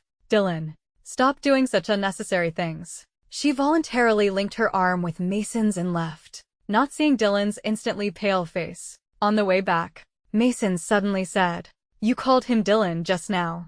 Mia looked out the window, a little confused. You used to call him Mr. Sheng to keep your distance in your address. His fingers tapped lightly on the steering wheel. But today is different. This means you're starting to truly let him go. Mia finally turned to look at him. It sounds like Mr. Mason is good at analyzing people's hearts. Only you. The light and shadow of the streetlights flickered across his chiseled profile. Mia suddenly realized that, without knowing when it started, this man who was once full of calculations no longer had that pretense in his eyes when he looked at her. Just like at this moment, the knuckles holding the steering wheel were slightly white, revealing the tension beneath his calm exterior. Take me back to the apartment. Mason's jaw tightened. Okay. When the car stopped downstairs at the apartment building, Mia didn't get out immediately. I'll organize the materials for next Monday's board meeting and send them to you tomorrow night, she said. Mason froze, then suddenly realized those materials were in his study. Okay. His voice was hoarse, with a hint of excitement. I'll wait for you. The night wind blew Mia's hair. She stood under the streetlights, looking back at Mason's car. He hadn't driven away yet. It was like standing in the shadows in the last row of the auditorium back then. Mia watching the radiant boy on stage. Only this time, someone finally stopped for her. Mia had disappeared. She was abducted in the underground parking lot. At that time, Mia had just finished a meeting. and the sound of her high heels on the concrete floor was very crisp. The parking lot lights flickered, and as she looked down to search for her car keys, she suddenly heard hurried footsteps behind her. She instinctively turned her head, and a towel soaked in ether was instantly clamped tightly over her mouth and nose. In her struggle, she only saw a pair of crimson high heels and Scarlett Xia's distorted smiling face. "Mia." "No, Mrs. Mason." The woman's sweet voice hissed like a viper. "Let's play a game." When Mason received the call, he was discussing matters with his assistant. "Are you saying that the Xia family was also involved in the Changpeng capital incident back then?" "Yes. According to the investigation, back then, Mr. Xing and Mr. Xia reached a private agreement. However, after the incident, Mr. Xia held back, demanding shares from Mr. Xing using the death of the late Chairman Qi as a reason. But in the argument, he accidentally killed the other party and faked the scene to look like a suicide by jumping off a building. Greed is insatiable."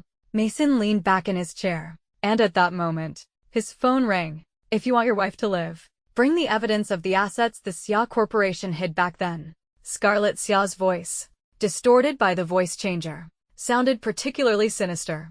"Tonight at 10 p.m., the abandoned chemical plant in the western suburbs. Don't call the police, or I'll slit her throat immediately." The moment the call was hung up, Mason smashed his pen on the desk, ink seeping into his palm lines like blood. Assistant returned. "Mr. Qi, I just found out that Scarlett Xia mortgaged all her property to short Mason Company stock. She's going all out. Contact Dylan immediately." Mason's eyes were terrifying. That night, the rusted iron gate of the chemical plant creaked in the wind. Dylan stood in the shadows, watching Mason approach alone. "I didn't expect you to look for me.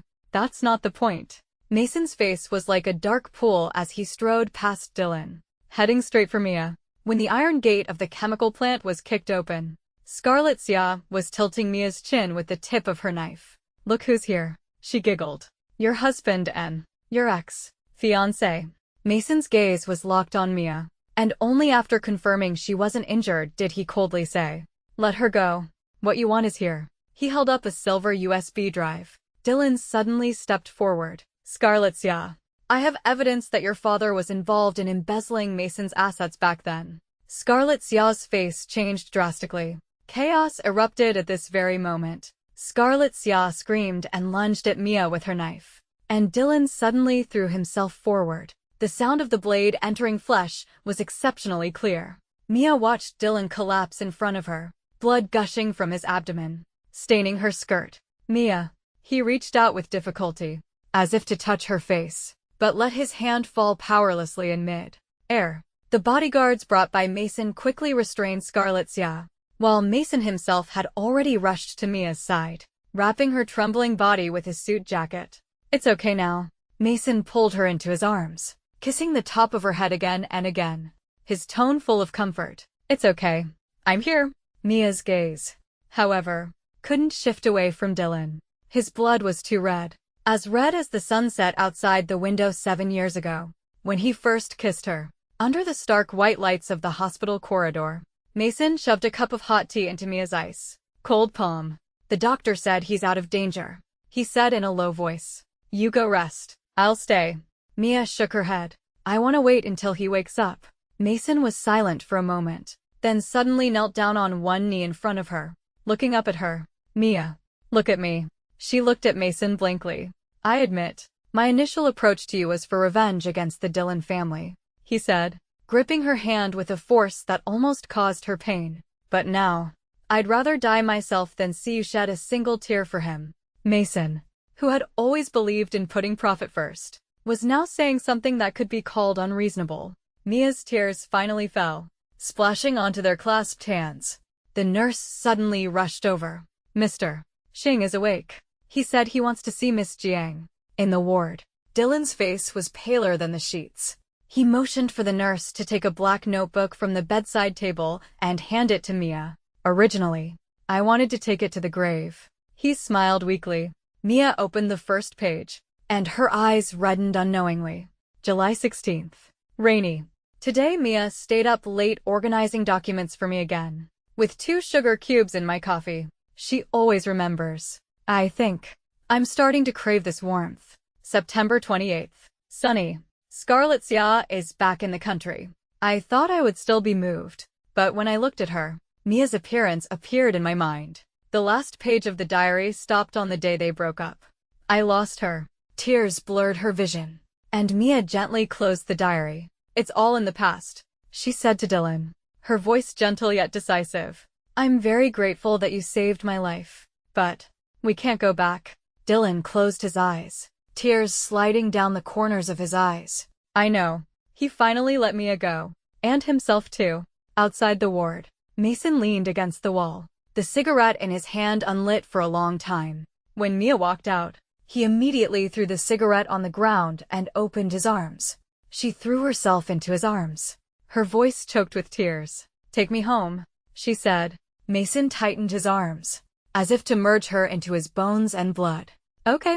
In the VIP lounge at the airport, Dylan pushed a document towards Mia. Sign it. His voice was calm, but the dark circles under his eyes revealed his exhaustion from days of sleeplessness. Mia opened the document and her fingertips paused. It was a share transfer agreement for 15% of Dylan Corporation stock. I can't accept this. She closed the document and pushed it back. You're just going abroad for treatment, not leaving forever. Dylan smiled, a familiar stubbornness in his eyes. Consider it my atonement. Outside the window, a plane streaked across the sky, leaving a long trail of clouds. Mia eventually signed it, but changed the beneficiary to Chi Charity Foundation. I don't need compensation. She looked up at him. Dylan, we should both move forward. He gazed at her for a long time, then suddenly reached out and gently touched the wedding ring on her ring finger. Is he good to you? Mia looked out the glass window. Mason was leaning against his car waiting for her, holding a paper bag from her favorite dessert shop. The sunlight fell on his shoulders, impossibly gentle. Very good, she said softly. Dylan withdrew his hand and picked up his carry-on suitcase. Then that's enough. He walked towards the security checkpoint, his back straight, like the boy standing in the auditorium light when they first met. Scarlet Xia stood on the courthouse steps, listening to the judge read out the verdict of guilty of kidnapping, and suddenly burst into laughter. Her meticulously styled long hair was as messy as grass, her lipstick smudged. Yet she stared intently at Mia and Mason, standing side by side not far away. You think you won, she shouted hoarsely. Mia, you like this? How dare you? The bailiff held down her struggling shoulders, as if realizing her fate. Scarlet Xia unleashed unprecedented potential. She suddenly broke free and rushed towards an idling car by the roadside. The moment the engine roared, no one reacted, except for Mason. He shoved Mia away, but was himself violently thrown by the front of the car. The world turned into slow motion in Mia's eyes. Mason's body lay powerlessly on the ground. Blood splattered on the stone lions at the courthouse entrance. A dazzling red. Outside the intensive care unit, Mia mechanically signed the critical patient notice. The doctor's words drifted in intermittently. Rib fractures. Internal bleeding. Concussion. She stared at Mason in the glass window, covered in tubes, and suddenly remembered what he had said when he was reluctant to get out of bed this morning. Mia, please. Just 5 more minutes. How can there be such a person? Using the most cynical tone to say the truest sweet nothings. Using the most calculating mind to do the most foolish things. The family member can go in now, the nurse reminded softly. Mia put on a sterile cap and sat by the hospital bed. Mason's face was paler than the bedsheet. But the moment she held his hand, his eyelashes trembled. You cry. You look so ugly. His breathing was faint, yet he still curved his lips to tease her. Mia's tears splattered on the back of his hand. You lunatic. Mason laboriously raised a finger to wipe the tears from her face. If I had known that self-inflicted suffering would work, why would I have bothered? The doctor said you can be discharged after another week of observation, Mia said, looking down as she peeled an apple, her tone calm, but her fingertips trembled slightly. Mason had been out of the ICU for 3 days, and she was still lingering with fear. Mason lay on the hospital bed, the gauze on his forehead still faintly stained with blood, but his peach blossom eyes were astonishingly bright. He gazed at Mia, who was sitting by the bed, his fingertips gently caressing her knuckles. as if confirming her presence. Mason caressed her fingers, chuckling softly. Worried about me? Mia looked up at him. The sunlight outside the window reflected in her eyes, clear and resolute. Mason, I have something to tell you. He froze for a moment, his smile fading, and quietly waited for her to speak. I'm willing to believe in your sincerity, she said softly.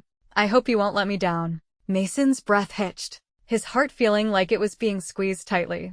He hooked his finger with Mia's, his voice low and husky. Mia, I wish I had met you sooner.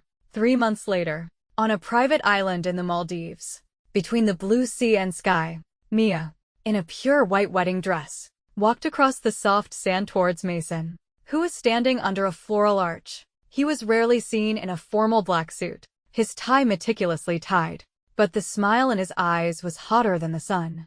As the priest read the vows, Mason stared into her eyes and said, word for word, Mia, I never speak of forever, but I'll make an exception today. I, Mason, will love only you for the rest of my life. Mia smiled, but tears rolled down her cheeks. Mr. Chi, a promise is a promise. Of course. He lowered his head and kissed her solemnly. If I lie to you, I'm a dog. After the wedding, the butler handed her a letter. Mia opened it, and inside was just a short line. I'm sorry. I wish you happiness. The signature was Dylan. Mason put his arms around her waist from behind, resting his chin on her shoulder. Do you want to write back? Mia shook her head, folded the letter and put it aside. No need. It's enough if we each live our own lives. In the hospital room, Scarlett Xia was curled up in the corner, tightly clutching a jade pendant in her hand. It was the token of her engagement to Luke. A nurse pushed the door open and handed her a package. Miss Xia, your delivery. Scarlett Xia looked up abruptly, a mad smile spreading as she opened it.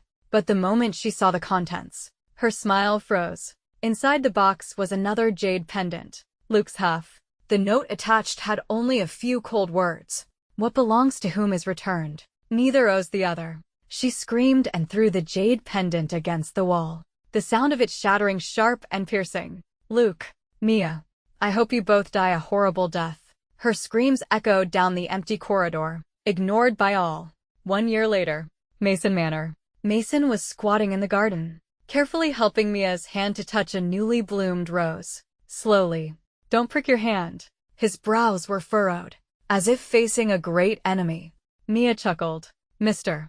Mason, I'm just pregnant, not disabled. Still, it's not allowed. He snorted coldly and turned to order the gardener. Replace all these roses with lavender. Less thorns. Mia shook her head helplessly. Ever since she got pregnant, Mason had completely transformed from the Jinquan playboy he used to be into his current self. He did company meetings online whenever possible, pushed all social engagements to his deputy, came home on time every day to have dinner with her, and even learned to make soup. One night, she woke up in the middle of the night and found Mason gently pressing his ear to her belly, whispering to their unborn baby, "Be good, don't bother your mommy, or daddy will spank you." Mia couldn't help but laugh out loud. Mason looked up, the moonlight from outside reflecting in his eyes. Incredibly gentle. Did I wake you? She reached out and caressed his face. Mason, I'm so happy. He was taken aback for a moment, then leaned down and kissed her lips, his voice melting into the night. Me too.